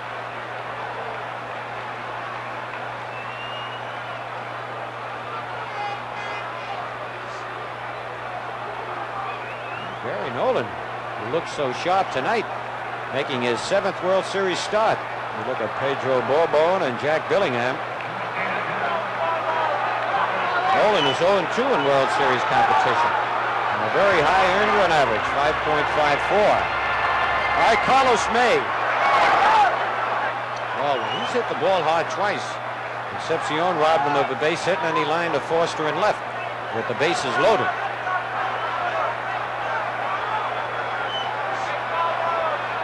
Munson's a pretty good base runner if Billy wants to turn him loose. Right at Morgan. Throws him out, but the Yankees pick up a run on 2 base hits, and now at the end of 5, it's the Reds 3, the Yankees 2.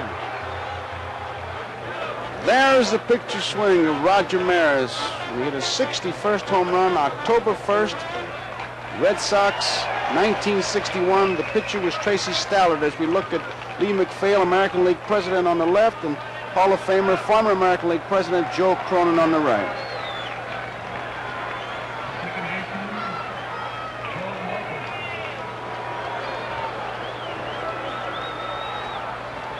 It's the Red bullpen. There are the Spirit Carriers. Bill Plummer, bullpen catcher. All right, here's Joe Morgan. He bounced at first, but then he walked and started the Reds rally in the 4th inning. Strike one. Stole a base. Scored on a 2-out single by Foster.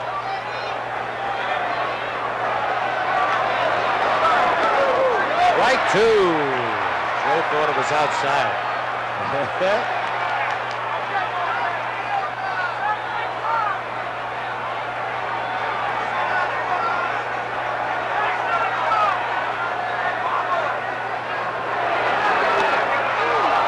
Just missed a ball and 2 strikes.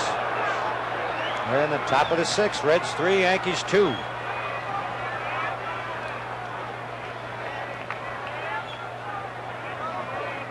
Ed Figueroa.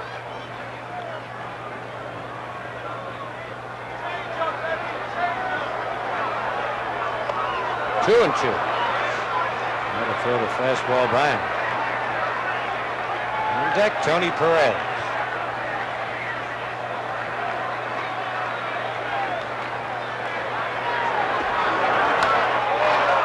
Off the glove of Stanley. Just got a piece of it. Well, there he is again. What are you going to do? Another reason that makes Morgan so great, Phil, is he does not fear hitting with 2 strikes. Now he'll go into his groundskeeping act. He doesn't strike out much for a guy that drove in over 100, hit 27 home runs, strikes out about 40 times a year. He still feels he's got you in the hole when there are 2 strikes. Yep. Well, last time he stole second. Munson didn't even throw the ball. He got such a jump off. Figueroa. Perez bounced the first line to center. Look at the split screen. And a bounce to the third. And Nettles has to go to first. That Morgan.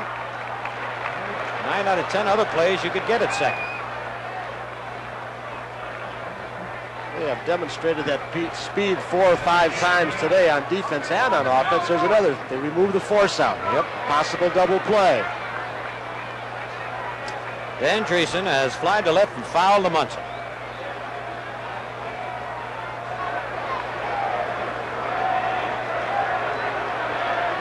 One man out in the top of the 6th. The Reds 3 and the Yankees 2.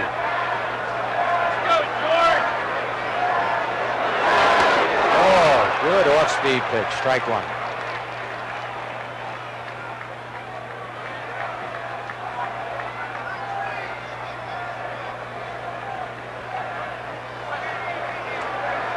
Better keep your eye on Morgan.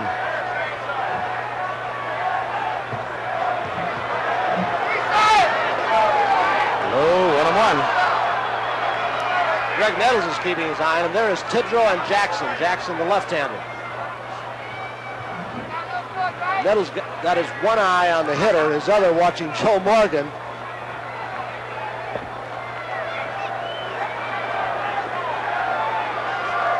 Morgan to keep talking and then take off. Good pitch. All in 2 strikes.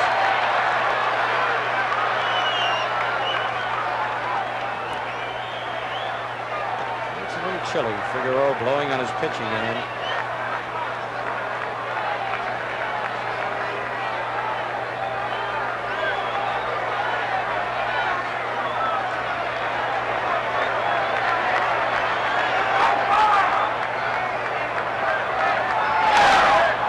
On that off-speed pitch. It's all he threw to him, and Randolph will make the play. 2 out. Billy Martin coming out to the mound. He might be going with first base open, ask him, who do you prefer to pitch to, Foster or Bench?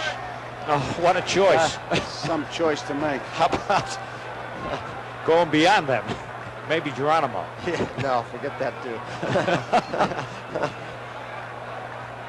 25 Grant Jackson. What a job he's done for the Yankees. Billy Martin. What a series that was, Tony. Well, you were in that, weren't you? And he had his 12 hits. No, I missed that. No, that was before me. Well, that's right. McDougal was playing short in that series. What am I talking about? I was playing short in that series. 1953. I was still around. What a memory. All right, Morgan at second. You're bragging about your great mind. Time flies by so fast. Foster has walked and singled it left field, a drive and a run. Low ball one.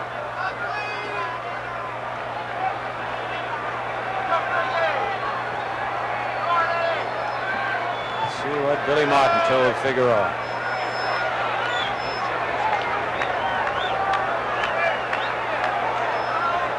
2 men out. It's 2 breaking pitches.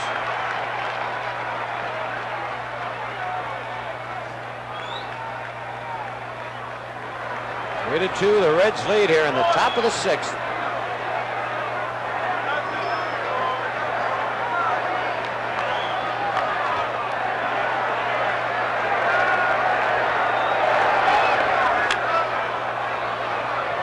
That's what Billy told him. All breaking pitches.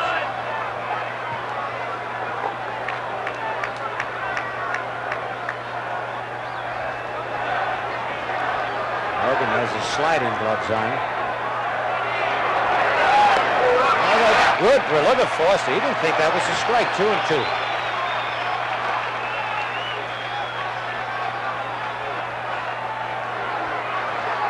Sparky Anderson never changes his expression. Billy Martin's been very calm in this tough series. Was that Michael? Walkie-talkie. He got him. Strike 3. I tell you, every one a breaking pitch. Nothing across. And now, at the end of 5.5 innings, it's Cincinnati 3, the Yankees 2. Cookie Lavagetto of the Dodgers as we bring you game 4 of 1947. Bill Bevins. Lavagetto hits that ball off the right field wall.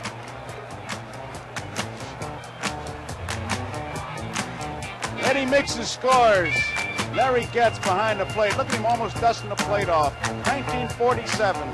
It broke up the no-hitter, and the Dodgers won the game. A great moment. 1947, Game 4. What about 1946, Game 4? You remember that one. It's on the board here in the Yankee Stadium. Whitey Karowski, Enos Slaughter, Joe Garagiola. 4 hits. Look at that, folks. Boy. Freeze frame that and keep it up there for a while. You know, getting back to that Cookie Lavagetto, there very few people knew Bevins had a no-hitter because he had walked 11 men in that game. He had like 2 infielders out there all the time. Yep. Everybody on base.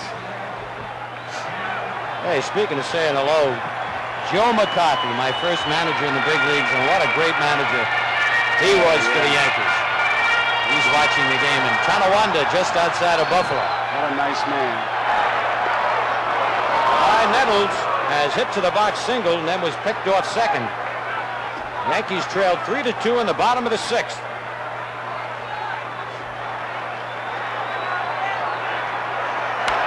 Right at Morgan. Oh, look, another break for the Yankees. Holy cow, they have had the breaks tonight, and they've only been able to capitalize once on it. Joe charged this one, but he had no chance. Ball took that bad hop. You're right, Phil. They've got to take advantage of it sooner or later if these breaks keep coming. All right. Just a reminder with these breaks that if there is a Game 5, it'll be 6 o'clock Eastern Time tomorrow night. 6 o'clock Eastern Time tomorrow night.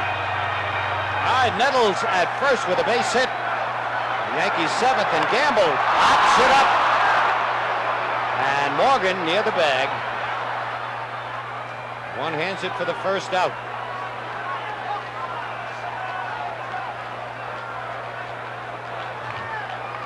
Well, I was wrong. Bill Bevins walked only 10 men in that ball game.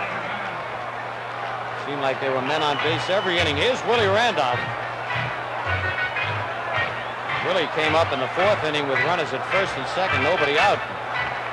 Trying to bunt, missed the ball, and that's when Nettles was picked off. Took the Yankees right out of an inning. Willie is flagged to center and struck out. Right in the Reds dugout, strike one.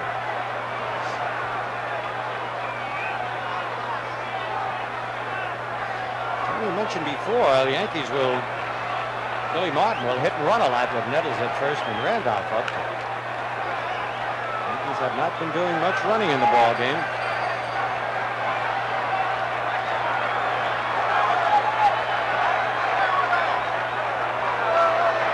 Nettles back.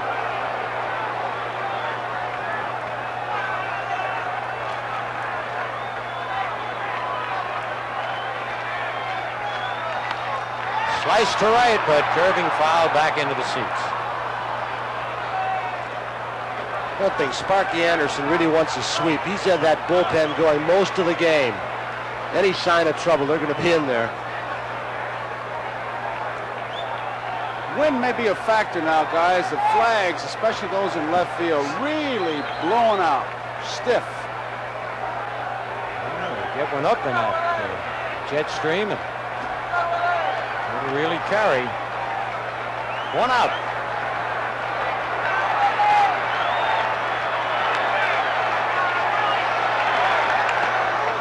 Ooh, that bench scares me every time he cocks that on. Ball and 2 strikes.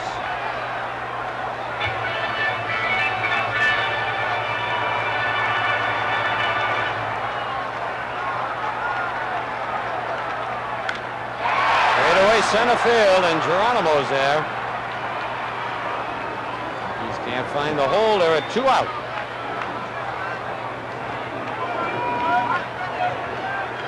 And Fred Stanley. Wait a minute, I think Billy's calling him back. Fred Stanley is ready to hit, but Billy Martin is waving him back in. Howie Hendricks coming across the outfield. Got to try for the long ball now, Joe. He can reach the seats here. He's primarily a pull hitter.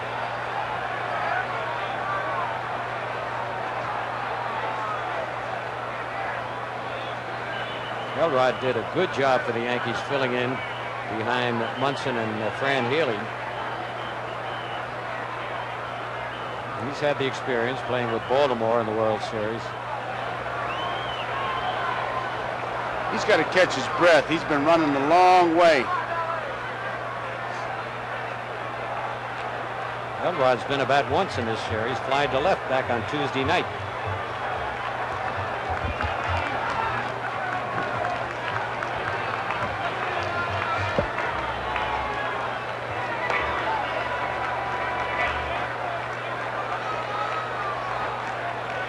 Maybe the big surprise of this series so far for Cincinnati is the group on the club, the 9 or 10 men who have the most to prove, Phil and Joe, and that's the pitching staff.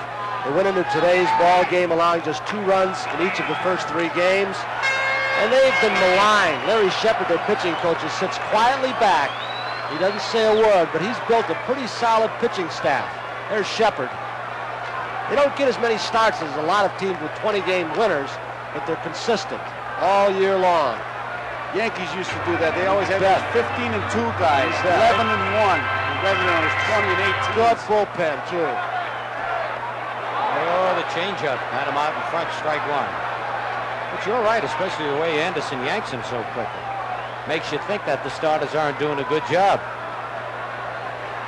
Nettles at first, 2 out. The Reds lead 3-2 in the bottom of the 6th.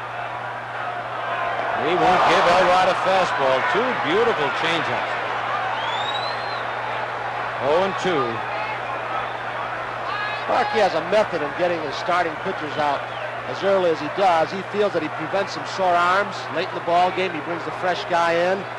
They're tired at 7th, 8th, and 9th. They're more susceptible to bad pitches. The staff stays fresh the whole season. Hopped him up. Tony Perez. Hendricks flies out. And now at the end of 6 full innings, it's Cincinnati 3 and the Yankees 2. What you see is the trophy that is presented to the winning team, and should Cincinnati win this game, they will be presented with that trophy by the commissioner, and we have our cameras set up. We'll be covering the celebration. And should the Yankees win, we'll be right back here, 6 o'clock Eastern time tomorrow night. All kinds of ifs. Jim Mason is a new shortstop. If there's a game Saturday, you got baseball, football doubleheader. No, tennis, Sunday, baseball, football. Here is Johnny Bench. 7 for 13. A 2-run homer in the 4th. Popped up. Randolph is going out. Gamble is coming in. Gamble slips, staggers, makes the play. Boy, he looked like he didn't have all his tickets for the dance floor that time. He really stumbled. Watch him slip. There's some soft spots with that all-night rain or all-day rain yesterday. During infield practice, some balls hit to the outfield that just stuck in the mud. 1 out, and Geronimo is the batter. Geronimo singled and stole a base in the 3rd inning. Bounced out short to first in the 4th. 3 for 11 in the series. Strike 1. Cincinnati 3, New York 2. We're in the top of the 7th inning. A 2-run homer by Johnny Bench, the big blow. Munson's been the big hitter for the Yankees. He is 3 for 3. Strike.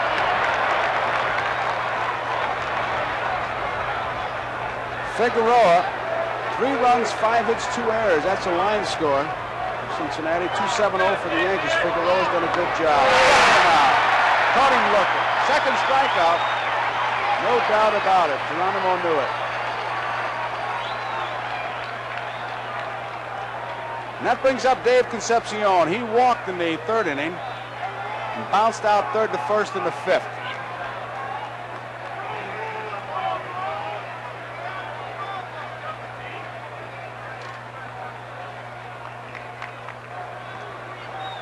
For 12 in this World Series, Dave Concepcion. It's a strike. Bill Deegan behind the plate. It's his first World Series.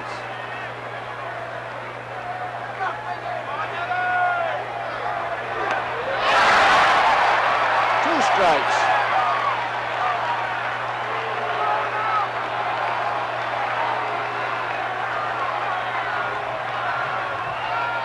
Joe, there have been very few argued calls in the first 4 games. It's been a well-umpired game. No discussion at all on plays on the bases. We've had several close ones. Fine umpiring. Base hit. He just reached out for it, and it's a base hit. There's a case of a guy hitting a good pitch. Many times, it almost always bugs you. When a guy gets hit, they say it was a hanging curveball. That was in a good spot. Watching. Munson motioning. He wanted the ball a little bit lower, probably. Not belt high. He did fool. He had his tailgate flying. So Concepcion is on, and it brings up Pete Rose, and obviously a base-stealing threat. Davey gets a good lead at first. They've been able to get a 4-step jump.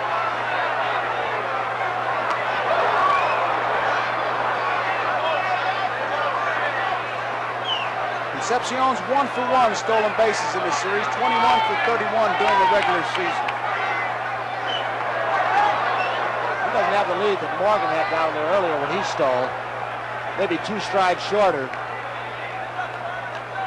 But he's getting back standing up. And he knows he can go a little bit farther. And he makes him dive. Strike. Different players have different ways of measuring. I remember Ken Boyer, as we look at Pete Rose, used to always say he'd get a lead that if he fell, he'd be a body's length and arm away. Step in the dive. That's what Morgan and Concepcion Step in the dive. About.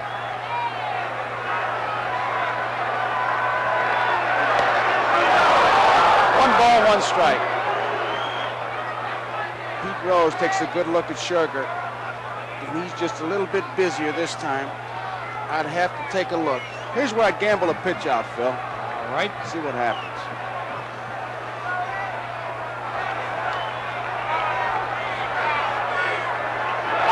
He's gone. He got him. Might have got him too. Yep. Okay, Concepcion's out. Munson, a beautiful throw. We go to the bottom of the 7th inning. 3-2, Cincinnati over New York. What a beautiful shot as our helicopter and our cameraman have been getting great shots all night. You're looking at Times Square. New Year's Eve. The music of Guy Lombardo, and here it is tonight. As we go to the bottom of the 7th, game 4. It'll be Rivers, White, and Munson for the New York Yankees. Cincinnati 3, New York 2. Phil, with Rose playing Rivers so close the entire series, he may take the bunt away from down in that area, but does he ever drag in the direction of the second baseman? Yeah, I don't understand it. The first baseman to feel the ball and beat the pitcher with the Nope, bag. I haven't seen him do it once all year. Well, he got to learn that. I know he's taking some bunting lessons from you in spring training. Mickey Rivers popped in shortstop in the first, fly to left in the third, single, stole a base and scored in the 5th. Rose comes in. You almost want to describe it as a 3-man line. Low. Strike.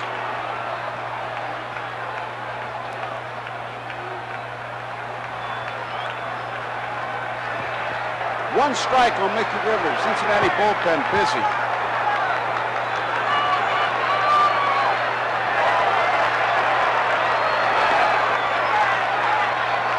One ball, one strike. Gary Nolan has gone all the way. He's allowed the Yankees 2 runs, 7 hits. Figueroa 3 runs, 6 hits. Popped up behind the plate comes Johnny Bench and reaches into the stands, almost makes the play. He really hit that hard. He about made that play.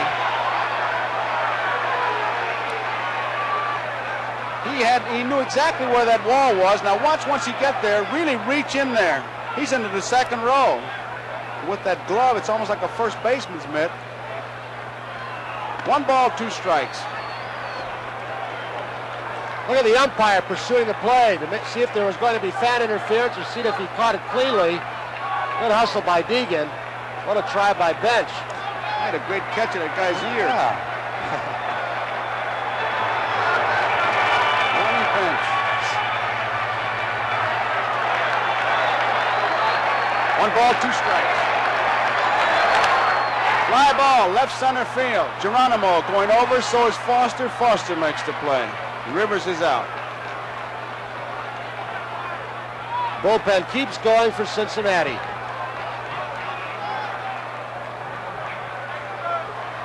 Billingham, number 43, McEnany now, the left-hander, has replaced Pedro Borbon.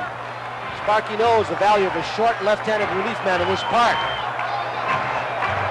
Roy White bounced second to first in the 1st inning, flied to right in the 3rd, flied to left in the 5th. Ball 1. Cincinnati 3, New York 2, bottom of the 7th. 1 out, nobody on. Ball 2. Herman Munson, the on-deck batter. He is 3 for 3. He has scored a run. He has driven in a run.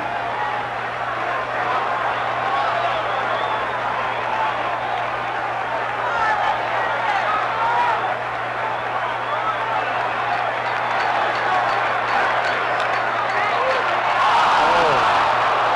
2 balls in the strike.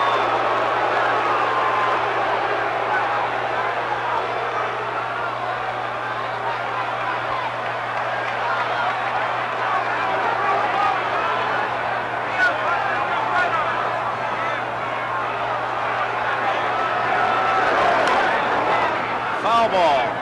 Elston Howard makes the play. 2 balls, 2 strikes, 1 out. Cincinnati 3, New York 2, bottom of the 7th.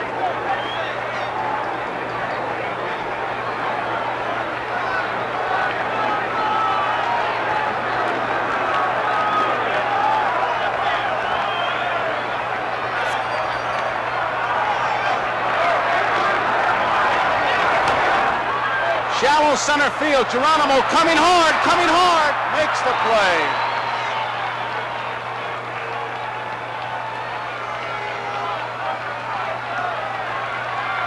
Two outs, and here is Thurman Munson. Should get a nice hand from this crowd.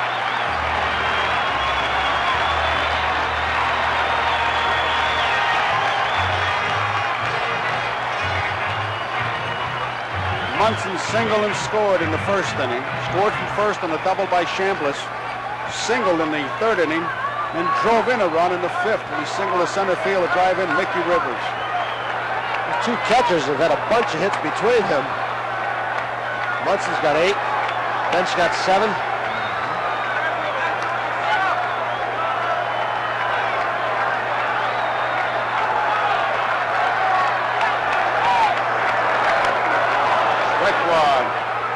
Munson has 5 consecutive hits. The series record is 6. Goose Goslin did it in 1924 for the Washington Senators against Pittsburgh. Did it over 3 games, 1-4-1. Big time at bat for Thurman.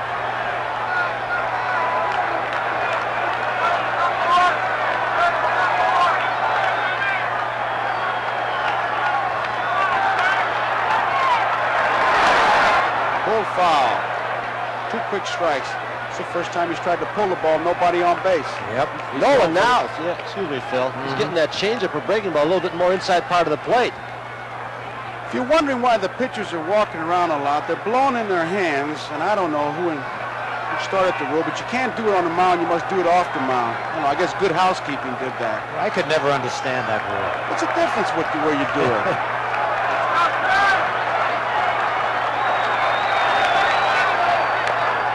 Foul. There's Yogi Berra, Billy Martin, Gene Monahan, the trainer. Sparky Anderson. Gary Nolan walks around the mound, leading by a run, Cincinnati. 3-2, bottom of the 7th. The 2 catchers are leading in hits. Munson has 8, Bench has 7.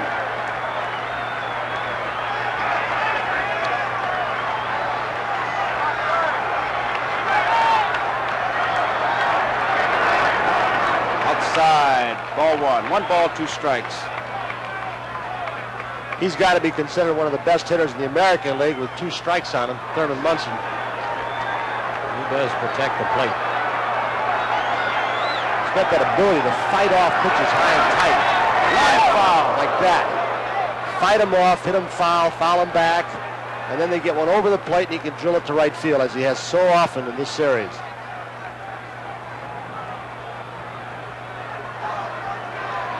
See where Gary Nolan is? That's okay. If he does that on the mound, it's a ball.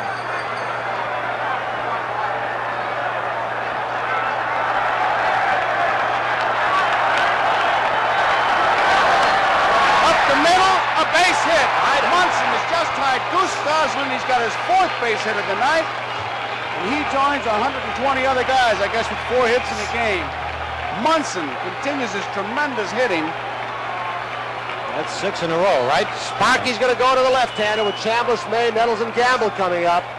He's giving the call to McEnany. Well, he goes with the percentages. Oh, he does. He's a guy that McEnany's been a forgotten man this year. He's pitched poorly. He gave a good relief job earlier. He's coming in again. There you see McEnany. 4 hits in the game, 35 times it's been done. Munson does it tonight, and there's a break in the action here at New York with the score, Cincinnati 3, New York 2. The house that Ruth built, and with Munson tying a record, when you talk about records at Yankee Stadium, you must talk about the Bambino. There he is, a home run, a familiar scene. Lou Gehrig will be at the plate. Boy, he knows what to do when he hits the home runs. There is Lou Gehrig to greet him. How many times that happened? Will McEnany in relief of Nolan, so no National League pitcher has been able to pitch a World Series complete game since blasted the Pirates in that final game in '71 against the Orioles. 30 games in a row with no complete game. Munson, who ties Goose Gosling with 6 consecutive hits and joins 35 others in having 4 hits in a World Series game. There you see him. That list Includes really great names. Joe Garagiola. Yeah, but some of the good players like Freddie Lindstrom, Max Carey, Mel Ott, Joe Medwick, Hank Greenberg, Ripper Collins, Bill Dickey, Stan Hack, Charlie Keller, Wally Moses, Enos Slaughter, Kurowski, Monty Irvin, Vic Woods, Gilliam, Mantle, Wills, Brock, Robinson, Jackson, Staub. Only 2 guys didn't do it were you 2 guys. We were defense. So Munson is on at first. 2 men out, and Chris Chambliss is the batter against Will McEnany. 3-2, Cincinnati leading, bottom of the 7th. Didn't mean to swing, bouncing ball to Morgan. That ends the inning. 1 pitch, McEnany gets the job done at the end of 7. Cincinnati 3, New York 2. There it is from our helicopter live, Yankee Stadium, and this is the 76th World Series game played at Yankee Stadium. It started in 1923. Top of the 8th, bright lights of New York. Cincinnati leading 3-2. Figueroa's pitched well. He'd like to get that 1 pitch back that he threw in the 4th inning to bench. The 2-run home run got a little inside. There you tell. Here are the statistics on Figueroa. Should Cincinnati win, of course, it's all over. Should the Yankees pull it out, we'll be back here tomorrow night, 6 o'clock Eastern Time. Pete Rose, he's 1 for 3. He doubled in the 1st inning. Ball 1. 3 for 14 in the World Series.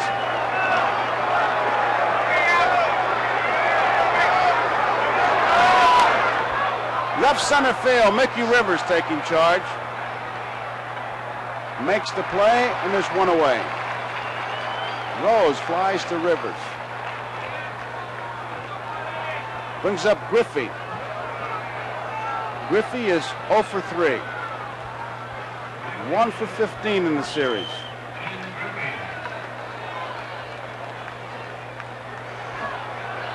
Top of the 8th, Cincinnati 3, New York 2. Strike. Figueroa has gone all the way for New York. He's allowed 6 hits, 1 a home run, a 2-run homer by Johnny Bench in the 4th.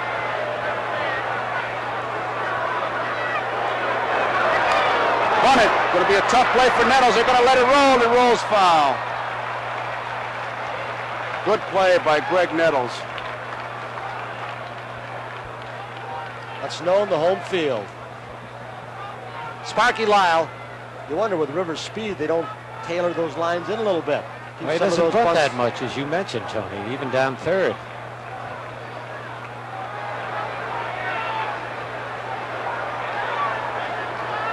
There you see Sparky Lyle in the bullpen. If there is a game tomorrow, it'll be at 6 o'clock, as Joe's mentioned many times. I don't think Billy Martin is named as starter. Some say Holtzman, some say Hunter.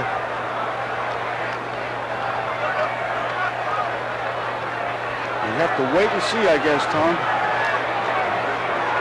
2-strike pitch. Up in front of the plate, Munson's going to make the play, and he does. Griffey is out. Munson, Chambliss. Durbin-like Bench pops out from behind home plate very quickly. Well, it wasn't that quick that time. Griffey thought it might go foul. He hesitated. We got 2 of the best in the business behind home plate today, guys. Yes, in this World Series.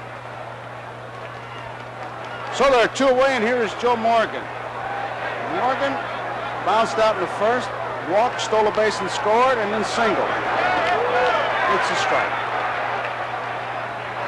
5 for 14 in the World Series.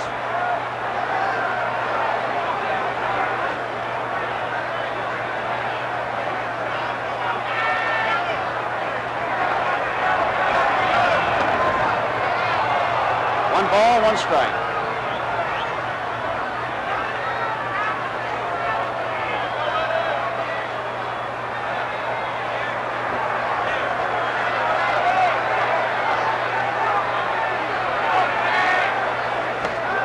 Fastball misses. 2 balls and a strike. In the 8th, Cincinnati leading 3-2. Ed Figueroa. Nolan started for Cincinnati. McEnany has come on. Deep to right center field. Rivers gonna have room. Makes the play. So it's 1-2-3 for Cincinnati in the 8th. We go to the bottom of the 8th. Cincinnati 3, New York 2. Yankee Stadium from above. Cincinnati leading 3-2, bottom of the 8th, and Billy Martin has gone to his bench. Lou Piniella, who is 3 for 8 in this series, will pinch hit for Carlos May.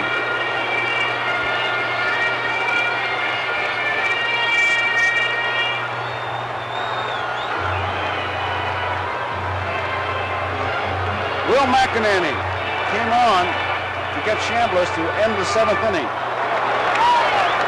Ball 1.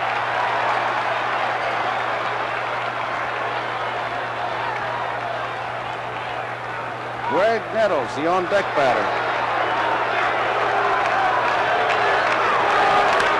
Line drive, left field. Foster is there. Boy, he makes that outfield really look easy. He does. Every time the Yankees hit the ball on the nose, somebody catches it. Here is Nettles. Nettles bounced out in the 2nd inning, single to right in the 4th, had a base hit in the 6th.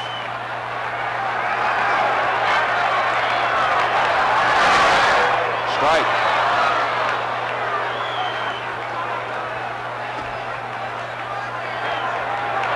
Three for 12.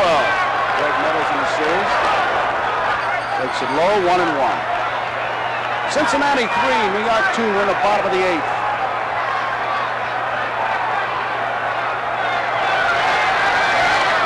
Moves him back. 2 balls and a strike. Nobody on, 1 man out.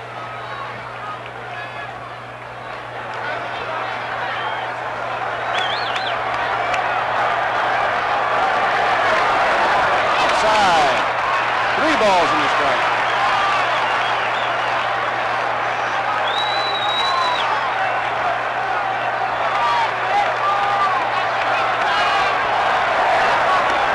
Ball 4. Nettles draws the base on balls. And just as McEnany delivered the pitch, Concepcion moved behind the bag. He had overshifted. McEnany walks Greg Nettles, and it brings up Oscar Gamble. Raleigh Eastwick has begun to throw now for Cincinnati.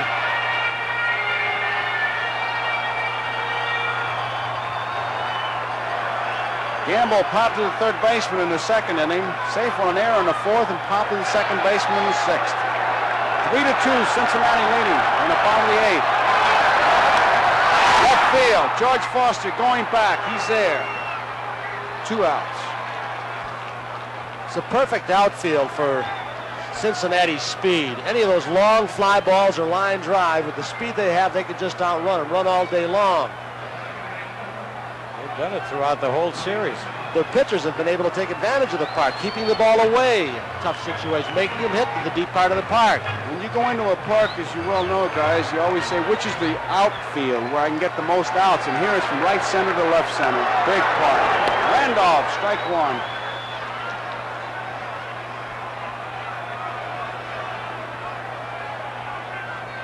You play them a certain way, and your pitchers have to pitch them, so they hit that way. Cincinnati pitching has been able to do that. Bouncing ball to Concepcion. He's got it to Morgan. The force is on. That ends the inning. So at the end of 8 complete innings, Cincinnati 3, New York 2. The preceding message was furnished by Major League Baseball. It'll be Perez, Dreesen, and Foster in the top of the 9th against Figueroa, who has gone all the way. Cincinnati 3 runs, 6 hits, and 2 errors. The Yankees 2 runs, 8 hits, and no errors. Looking ahead, the bottom of the 9th for New York, it'll be Mason or a pinch hitter, Rivers and White. Perez bounced out. Chambliss unassisted in the 2nd inning, lined to center field in the 4th, bounced out 3rd to 1st in the 6th.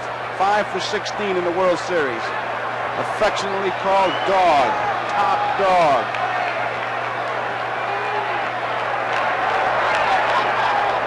Strike. Billy Martin is down to 3 outs. Sparky Anderson 3 outs away from back-to-back championships. 1 ball, 1 strike.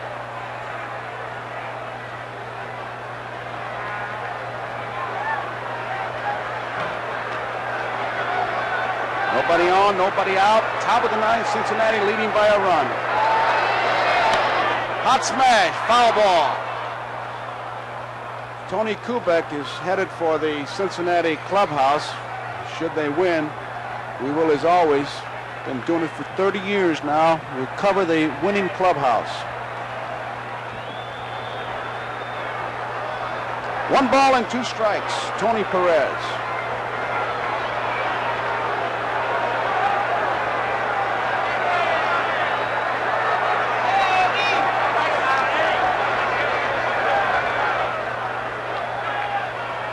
That's the first time as we look at Morgan, Johnny Bench, Sparky Anderson.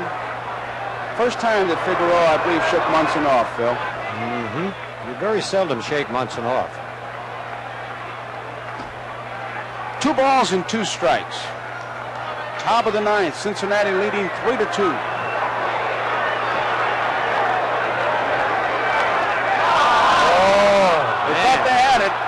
Munson complains about it, as you can see. 3 balls, 2 strikes. Too close to take with 2 strikes. Take a pitch like that, you're usually just fooled. Billy Martin chipping in. You see Gene Michaels on the headset. Brody Tebbets, Carl Kia, Clyde King. Setting the defense with the walkie-talkie as the ball is fouled off. A lot of the Cincinnati players are CB fans.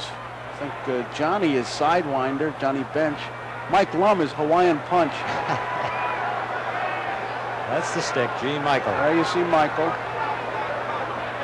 Oh, I wish Broderick Crawford would say hello to him. Ball 4. Perez draws the base on balls. That's the 4th walk. Given up by Figueroa.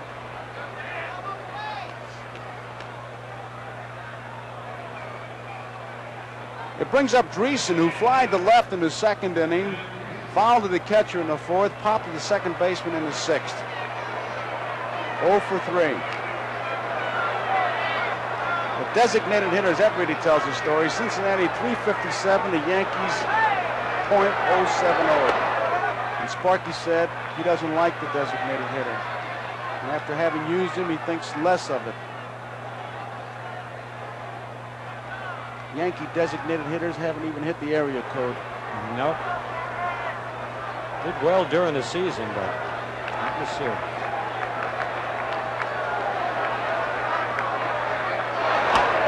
Strike. 1 ball, 1 strike. Nobody out. Perez is at first base. 3-2, Cincinnati leading, top of the 9th. It's Mason or a pinch hitter, Rivers and White for the Yankees in the bottom half of the 9th. 2 balls and a strike. Munson won't throw the ball back. Figueroa has to motion for it. He's John with Bill Deegan. They're going at it pretty good.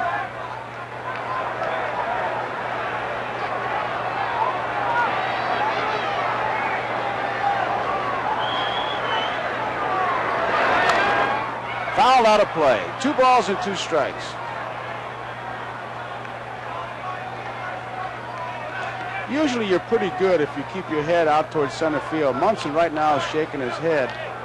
He's letting Deegan have it a little bit.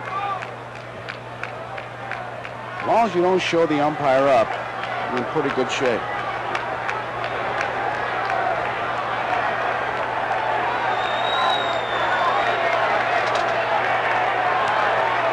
2-2 pitch. Gets away from Munson. It heads for the dugout, misses it, and Perez stops at second. It's a wild pitch charged to Figueroa. Here's the pitch. Looked like a breaking ball. Thurman tried to backhand it, couldn't find it for a minute. Every time you throw the curve that breaks away, it bounces the other way, Joe, doesn't it? Sure does. It's a play you just have to practice in spring training, boy, and you hate it. Lee Wyer's calling time. Bruce Fleming is calling time now at first base. They got some jawing going on. Billy Martin and Fleming. Oh, he threw Martin out. Here we go. Bottom of the ninth inning, and now Fleming is going after with Martin.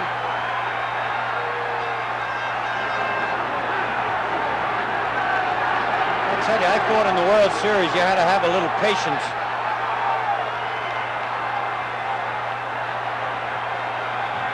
Something a lot of the Yankee ball players have said, Joe, they're not taking anything away from the American League umpires, but they figure the American League umpires don't want to make it look like they're giving the Yankees any breaks. And so a lot of the close calls have gone against the Yankees. Billy Martin ejected. Earl Weaver was thrown out by Shad Crawford in 1969. And now Billy Martin has just been launched. It's kind of a, I have to say, a unique time. Nothing was really happening. It was a wild pitch. Perez went to second. Wire at third base pointed to the dugout. Then Fromming pressed the button and Billy was gone. Foul tip.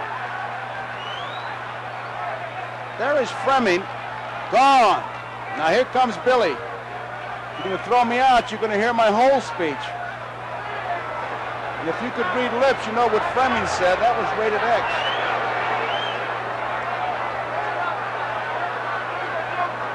I think Billy was still arguing over that pitch that Deegan called a ball on Perez. 3 balls, 2 strikes. Nobody out. Perez is at second. Cincinnati's leading 3-2. We're in the top of the ninth.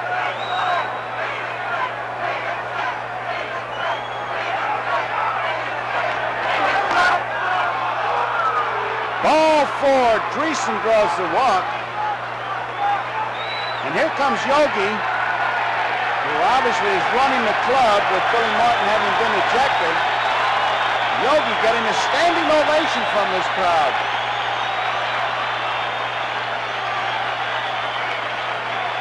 I don't think there's anybody that doesn't love Yogi.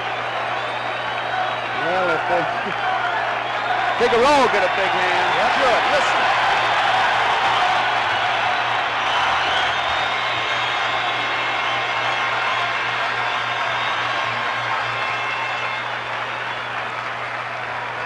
The Yankee bench really congratulating Figueroa, who did a tremendous job. The line score on him, 3 runs, 6 hits, and 2 errors. There's a break in the action as we wait for the new Yankee pitcher here in New York with the scores: Cincinnati 3, New York 2. Yogi Berra, the acting manager, as we wait for Tidrow to come on. Cincinnati leading 3-2. Base runners at first and second. We're top of the ninth. Nobody out. Should this game end and Cincinnati become the champions, still a big weekend of sports on NBC. Next Saturday, the richest women's tennis tournament ever, the $200,000 Colgate inaugural. The players left as of Thursday: Chrissy Everett, Nancy Ritchie, Virginia Wade, Martina Navratilova. They'll be competing for a top prize of $45,000. Coverage of the singles finals and the Colgate inaugural begins Saturday from Mission Hills Country Club in Palm Springs.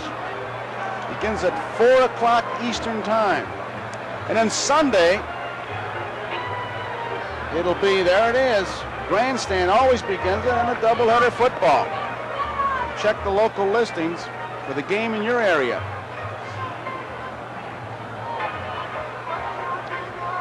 Cincinnati versus Houston will be the feature game. And it begins with Grandstand at 12:30. So it's pretty simple.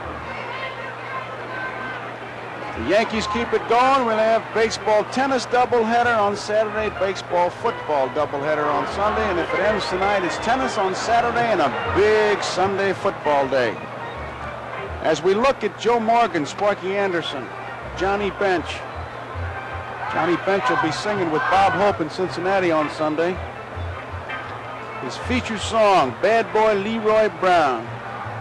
And on October 29th, Friday, 2 hours, Bob Hope's World of Comedy. Lucille Ball, Neil Simon. We'll have sketches, past quarter century of his shows. Jack Benny, George Burns. That's October 29th, 8 to 10 on NBC. As Munson talks to Tidrow with Perez at second base. Not much strategy to go by. There's nobody out. First and second, Cincinnati leading by a run. 3-2 win in ninth. Forced to bunt in this situation, Joe? No way. No way, huh? If he bunts, I think Sparky and I will both be really surprised.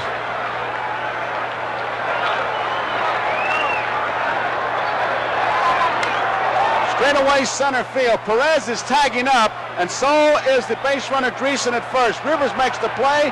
Perez is heading for third. The throw is not in time. So they get Foster, but they pick up a base.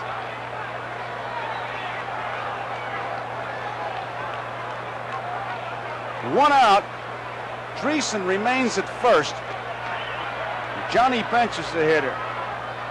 Bench popped to the second baseman in the third. Hit a two-run homer in the fourth and flying to right in the seventh. Dick Tidrow.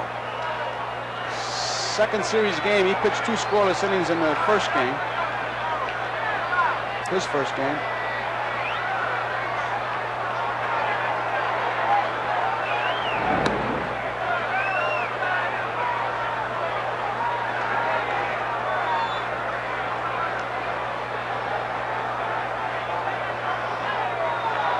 Dreesen's at first, Perez is at third. Deep to left field. Roy White going way back, leaps and home run. It's a home run. They've signaled home run. Even though Roy White, the left field umpire, Lou DeMuro, has signaled a home run, so Johnny Bench has just hit his second home run of the night, a 3-run homer, and the Cincinnati Reds now lead 6-2. Roy White really gave that ball a chase, and here it is. White has made many plays like this, Joe, during the year. He's got a way of timing his leap. But it did not hit his glove. You saw it hit the fan there and then come back on the field. He quickly chased the ball. Here's another angle from our center field camera. Look at him find the wall, get above the fence. You see the ball hit the fan, but Lou DeMuro, the umpire left field, ruled home run immediately. We'll get a gust of wind here. Boy, that's blowing a lot of the fans right out of the ballpark, along with Johnny Bench's 3-run homer. Johnny Bench. Just about wrapped it up for Bench to be the hero of this series. What a series he's had. Geronimo fouls it off. 2 home runs by Bench in this game ties a record for a National League player. There you see him. 8 for 15 he's had in this series. Fouled out of play.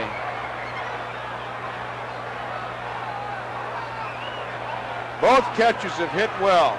Johnny Bench really productive. He has driven in 5 of the 6 runs.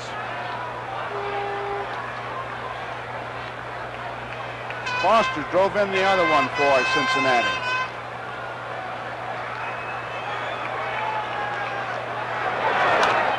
Out of play.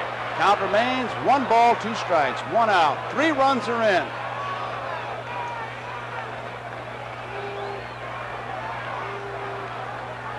Johnny Bench jumped on the first pitch. A line shot. Roy White really gave it a chase.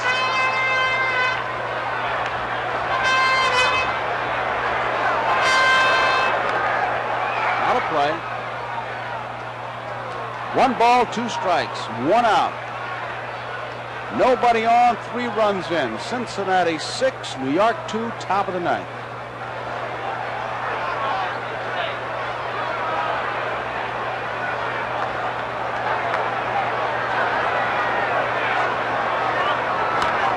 Hot smash, base hit, extra bases for Geronimo. It's a 2-base hit. Van came up with the ball, so it's a ground rule double. Geronimo is on at second. And here is Dave Concepcion. Concepcion walked into third, bounced out, third to first in the fifth, single to center in the seventh.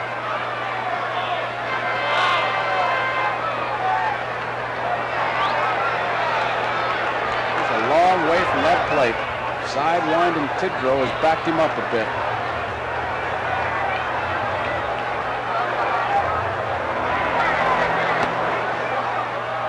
One strike.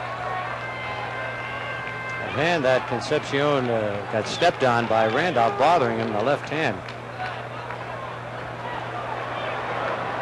Got him right at the fingernail.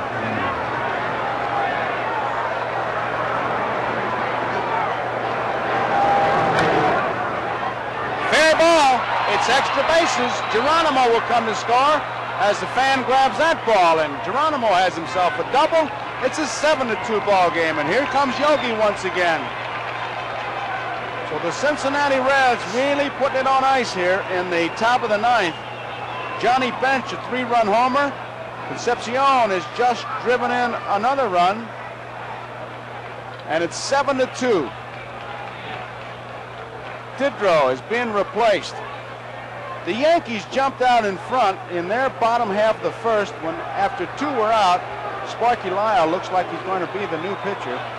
Munson singled, and that was to be the first of 4 hits. Munson singled, and Chambliss double to left center field. Then the Reds came back with 3 in the fourth, a walk to Morgan. He stole second. Perez lined out, Dreesen fouled out, and then Foster with 2 outs, single to left to drive in Morgan to tie it up, and Johnny Bench hit a 2-run homer. That made it a 3-1 ball game. Bench has just hit a big home run here in the 9th inning. They've scored 4. We've got a break in the action here. We're in the top of the 9th, 7-2 Cincinnati. Phil, before the game, they were asking different people, I'm sure they asked you, because they were asking everybody, to describe the Cincinnati ball club. What is it about them that makes them win? And I used 2 expressions that I'd heard, weren't mine. Mr. Rickey used to always talk about errors of enthusiasm. And that's what these guys have. If they make mistakes, boy, they make you pay for it, and if they're enthusiastic. And Pete Reeser had a great line. He said, to be great, you have to have inner conceit. Oh, they've got that, absolutely. They know they can do the job.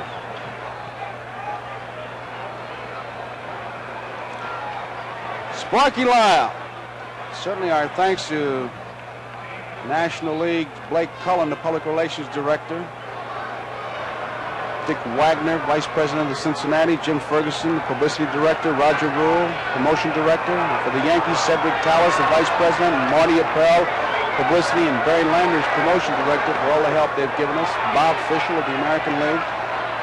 As Pete Rose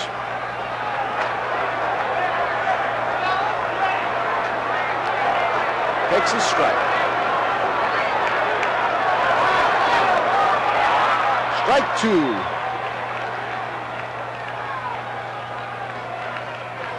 Two strikes, 1 out. That's Concepcion at second base, 7-2. Cincinnati leading.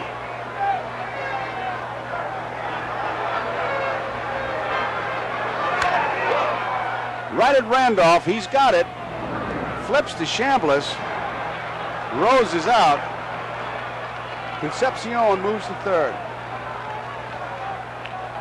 Thanks to Commissioner Bowie Kuhn, Johnny Johnson, Joe Reichler, Bob Weirs, Director of Information, Dave Meister, Director of Radio and TV. Many people involved in a World Series, but right now it's Cincinnati and the Yankees. Cincinnati, bouncing ball. Griffey, out. Chambliss unassisted. That ends the 9th inning. We go to the bottom of the 9th. Cincinnati 7, New York 2.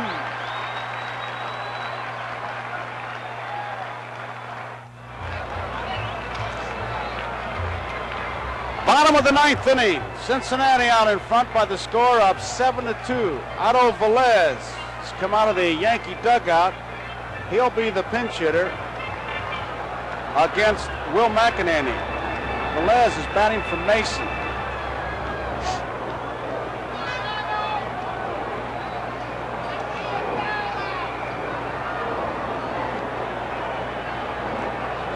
Johnny Bench, tremendous night. 2-run homer in the fourth, a 3-run homer in the ninth. There he is, a franchise. Otto Velez.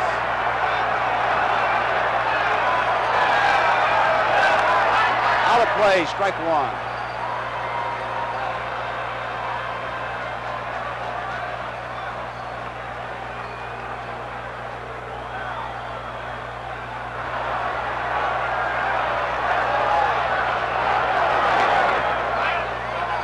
One ball, one strike.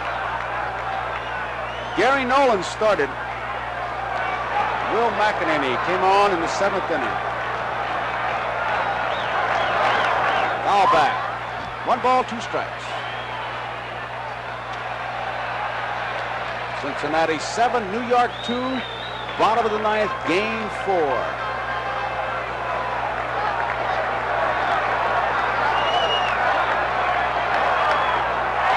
Velez is out on strikes, a curveball. McEnany gets his first strikeout. 1 out, and it brings up Mickey Rivers.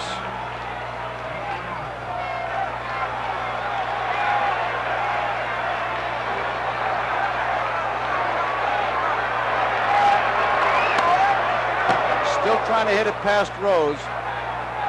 Needless to say, Rose is right on his doorstep as we look at the Cincinnati dugout. They're poised, ready for the victory celebration.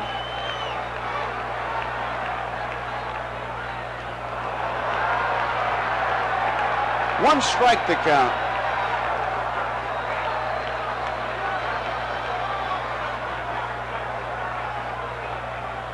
Two youngsters fighting for that foul ball down there. That's why time is being called. Oh, they got him back in the stands. Right to Pete Rose. He got him. The 1 ball he hit hard, and Pete Rose was there. Mickey Rivers finally lines one at Rose, and what do you think, Phil? He caught it. Right there. 2 outs, and the Yankees are down to their last out. Roy White.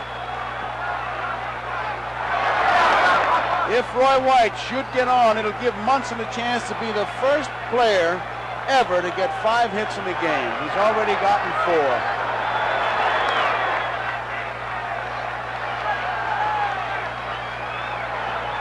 Two balls, no strikes. 2 outs, 7-2, bottom of the ninth. Cincinnati leading. This could be it, left field. George Foster, Geronimo Foster makes the catch. That's it. The Cincinnati Reds win the World Series in 4 straight. It was a sweep. The final score, Cincinnati 7, the New York Yankees 2. And the Cincinnati Reds win their 4th World Championship. They won in 1919, 1940, 1975, and 1976, becoming the first National League team to win in consecutive years since the New York Giants did it 1921 and 1922. And the Reds' 7-game sweep in postseason play, and the first team to do that, and there they are, led by Pete Rose, Pat Zachary. It's the first 4-0 series since 1966 when Baltimore did it over Los Angeles. Bob Bailey, Cincinnati Reds have just won it. There goes the commissioner. The winner is Nolan. It's his first series victory. 7 starts, and the American League edge is now 43-30 in World Series play as the Cincinnati Reds defeat the New York Yankees 7-2. Phil, what do you think? Well, I'm very disappointed. I know I was rooting for the Yankees, but it was unbelievable what this club did. They made a couple of mistakes tonight. But like you said, they make a mistake, but they got a string on it. They take it back. It's a tough ball club, this Big Red Machine. And now you see Johnny Bench, who was voted the most valuable player in this World Series. Bench, who was two-time National League most valuable player, was the most valuable player in this series, and certainly deservedly so, with a tip of the hat to Thurman Munson, his counterpart on the Yankees. Munson had himself 4 big base hits, but Bench had 2 big home runs, a 2-run homer in the 4th, and he had that big blast in the 9th, which really nailed it for the Cincinnati Reds. There is the clubhouse, Bob Bailey, Alcala, there is Nolan, Pat Zachary, Pete Rose, Larry Starr, the trainer, McEnany right in the middle. And shortly, of course, the champagne will come, and Tony Kubek is there, and let's go to Tony in the clubhouse. All right, Joe and Phil, with me, little Joe Morgan. You had a few bad hops, but congratulations. 2nd consecutive World Championship. It's always more difficult to repeat, Joe. Right, the second time around is always the toughest, and I tell you what, I'm very pleased. I'm very happy for all the guys because they're a great bunch of ball players, and they put it all together there toward the end of the season and went right through the playoffs and right on into the World Series. And they're great. It's just great to be on a team like this. Joe, I think it can honestly be said, and your pitching staff has been maligned, but they gave up just 8 earned runs in 4 ball games. They said that was your weakness. I've never believed it's a weakness. I know you haven't either. Right, I've said all along, ever since I've been here, that the pitching staff is underrated here because we don't have a big 20-game winner because Sparky uses the whole staff all the time. And that keeps guys from winning 20 games, but they do the job that we asked of them. Hold them close and we'll get them some runs, and that's what we've been doing all year, and we worked out that well in the playoffs and the World Series. Joe, the big question's been asked most of this week during the off days, rain yesterday. Is this ball club really as good as the all-time great teams? I really believe it is. I think you could play in any era and compete with any team in the history of baseball. I don't see how you can have a much better team. You may can, but I don't see how, because we have hitting, average hitting, we have power hitters, we have base running speed, we have base stealers, we have a good defense, and we have a very good pitching staff, as you just mentioned, and I don't see how you can have much better than that because we put it all together and use it all, and plus on top of that, we're very aggressive. I can do one more thing. Wes Stock said you're supposed to call him about something out in the West Coast. He's a new pitching coach with Seattle. You give him a call. He wants you to do a clinic for him. Okay, thank you, Joe. Tony. All right, right now, the Commissioner of Baseball, Bowie Kuhn, Sparky Anderson, congratulations. The President of the club, Bob Hausum. The Chairman of the ball club, Mr. Lewis Snippert. Congratulations to y'all. And Mr. Commissioner, I'm going to let you do the honors. All right. Tony, I'm very proud on behalf of professional baseball to present to Gus and to Bob and to Sparky and to this great championship team of Reds. The first team to win 2 consecutive World Championships in the National League since 1921-22. A truly great team, beautiful trophy, emblematic of this team and what you've achieved. Congratulations to you all on behalf of everybody in baseball. Let the boss speak. There you go. All right, let me get over here. This is the Chairman of the Board of the Cincinnati Reds, Mr. Lewis Snippert. Congratulations, sir. Thank you. Well, it's a great satisfaction to say the least, and we're very happy for the team to put up the show they did, and the team here in New York gave us a good go of it. Mr. Nippert, I see your wife give you a little peck. You've got all lipstick over your face. Congratulations. Bob Hausum, the president of the ball club. Well, Tony, this was one I wanted more than anything because I think that you may only see the last balanced teams of baseball, and I wanted it so bad because this was a great club and they worked so hard, and Sparky and his coaches did such a great job. Bobby, you did it in such style. You proved that your pitching staff that you helped put together with some trades and bringing them through the farm system, it's been maligned, but it's been a good pitching staff. It showed in this series. They did a fine job. I think everybody did a great job for us, all 25. They helped us win, and it takes 25, Tony, as you know, when you played. And it's more difficult to repeat. Commissioner Sparky Anderson, I want to get a word from Sparky. Congratulations, Spark. Tony, thank you. But the proudest I think I am of this club is they showed that you can have class and pride and still be world champions. You don't have to be madmen and the different kind. This club here is the greatest club that's come down the pike for one reason. They got more class than any other baseball team has ever had. There's one guy shows the way, and that's you, Sparky. Thank you so much. Commissioner, any final words? Johnny Bench with 2 big home runs. Baseball commissioner. All right. Thank you, sir. Johnny, what a way to have a World Series after somewhat of a disappointing year. Fantastic. 2 home runs. What a way to make a year. That made it, Tony. Mom and Dad out there, and I know they're excited as I am. I think in all my years, this is probably the biggest thrill I've had. All right, John. We're going to have you take a look and tell us about the home run that you hit, the second home run. Well, I thought he was going to throw me a fastball running in on me. I was where the play, and it looked like it was a slider. I really stayed with it. I wanted to hit the ball in the air somewhere and try to get that run in because I really didn't feel safe with a 1-run lead at that point. Johnny Rivers didn't get on base to try and challenge your arm. Every time somebody did, you gunned them out. The Yankee ball club struggled along, but your pitching staff, to me, is the thing that was so important, I know, to you guys in this ball club. Well, they didn't get the credit. I knew they could do the job. I really wanted to play them down as much as I could because sometimes when you don't give a guy enough credit, you really don't look for that much. And these guys, Gary Nolan, what a story, and Gullett, it's just, you can go down the line, Tony, but this is just one great effort. I've never really enjoyed anything as much as I have tonight. John, I don't know if you've heard this or not. Our producer, Roy Hammond, just gave me the word. You were named most valuable player of the 1976 World Series. Congratulations. Thank you very much. What a thrill. It makes up for it, everybody, and I'm just so excited because this ball club deserved it. John, congratulations, and thank you. Come on, let's come on and Pete. Peter.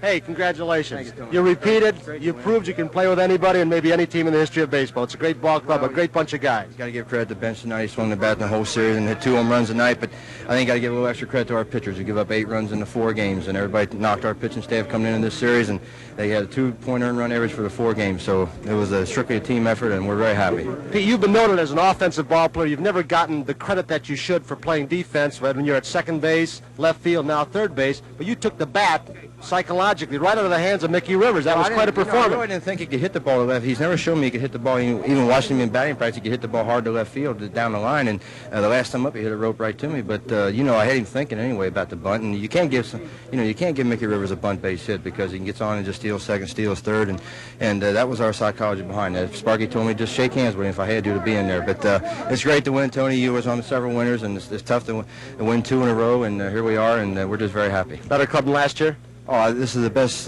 club in 14 years I've been associated with at Cincinnati, and I think it was strictly a team effort this year. Mike Lum helped us, Bob Bailey, Dreesen. Our bench has been great. Armbrister, Plummer, Flynn, the whole crew. They just did a whole great job. Congratulations. Thank you. Let's go back upstairs quickly.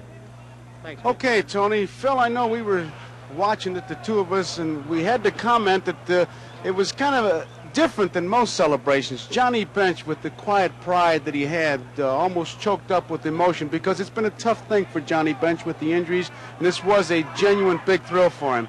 Bob Howsam, almost with sadness in his voice, said something that you just wonder if it was something in the future that he was thinking about. He said, this may be the last balanced team. Is he thinking about the free agents that may be on the market? You just wonder about that. But at any rate, the Cincinnati Reds are a good, tough ball club. They swept the Yankees, and I guess the statistics really prove it. Reds hit for 313, the Yankees for 222, 22 runs, 8 for the Yankees. Phil, your ball club was a good ball club. Joe, they don't have to hang their head in shame. No, I think they had a great year. I think they got a taste of it now, and I think next year they'll come out and want to get back in and hopefully face the Cincinnati Reds again. They did not play the tight ball. Tonight they got a lot of breaks, more than they got in the first 3 games, but just weren't able to take advantage of it. You got to give credit to Cincinnati. Concepcion with a great play to break up a rally. You can just about go right down the line. I think that Joe Morgan said it best. They've got aggressive base running. They've got good fielding. It makes no difference where you go. And with the designated hitter, at least with the pitcher in there, you can walk 8 guys to get to the guy you want to. But this is a good, tough ball club. There are all kinds of statistics. I got all kinds of notes. Foster, in case you want records, he had 8 putouts. That's a new series record, which is the least thing. It's about as exciting, I guess, as kissing your sister that you got the record like that when you win 4. And the Reds went through that series, Phil, using only 9 starters, not counting the pitchers. That tells you something. Yes, it does. Well, the Yankees, they were swept by the Cincinnati Reds. The Cincinnati Reds, back-to-back. Phil, it was good to work with you, I'll tell you that. We Thanks, enjoyed Joe. it. Great again. And, of course, it was great to work with Tony Kubek. We've had some great shots in this series. There are a lot of people who have to work very, very hard to put those shots together. We're going to show you some of these shots, and we're going to give you a list of the credits, the people who really make all this possible as we begin with our over-the-head helicopter shot. So this is Joe Garagiola saying goodbye for Phil Rizzuto, Tony Kubek, and Morty Brenneman. We're from Yankee Stadium in the Bronx, New York. Until next April 9th, we'll see you then on NBC's Game of the Week. Game 4 of the 1976 World Series has been brought to you by your Chrysler Plymouth dealers, who invite you to buy or lease the 1977 Volare, the small car with the accent on comfort. And by Gillette, makers of new Right Guard deodorant stick for all-day odor protection. Don't get dressed without it. And by the Miller Brewing Company, brewers of Miller High Life. If you've got the time, we've got the beer.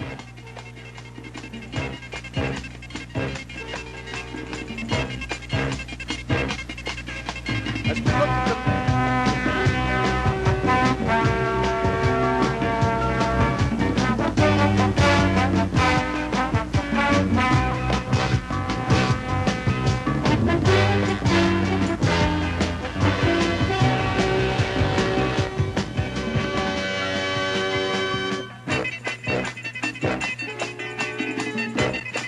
Players left as of Thursday: Chrissy Everett, Nancy Rishu, Virginia Wade. That's on Saturday.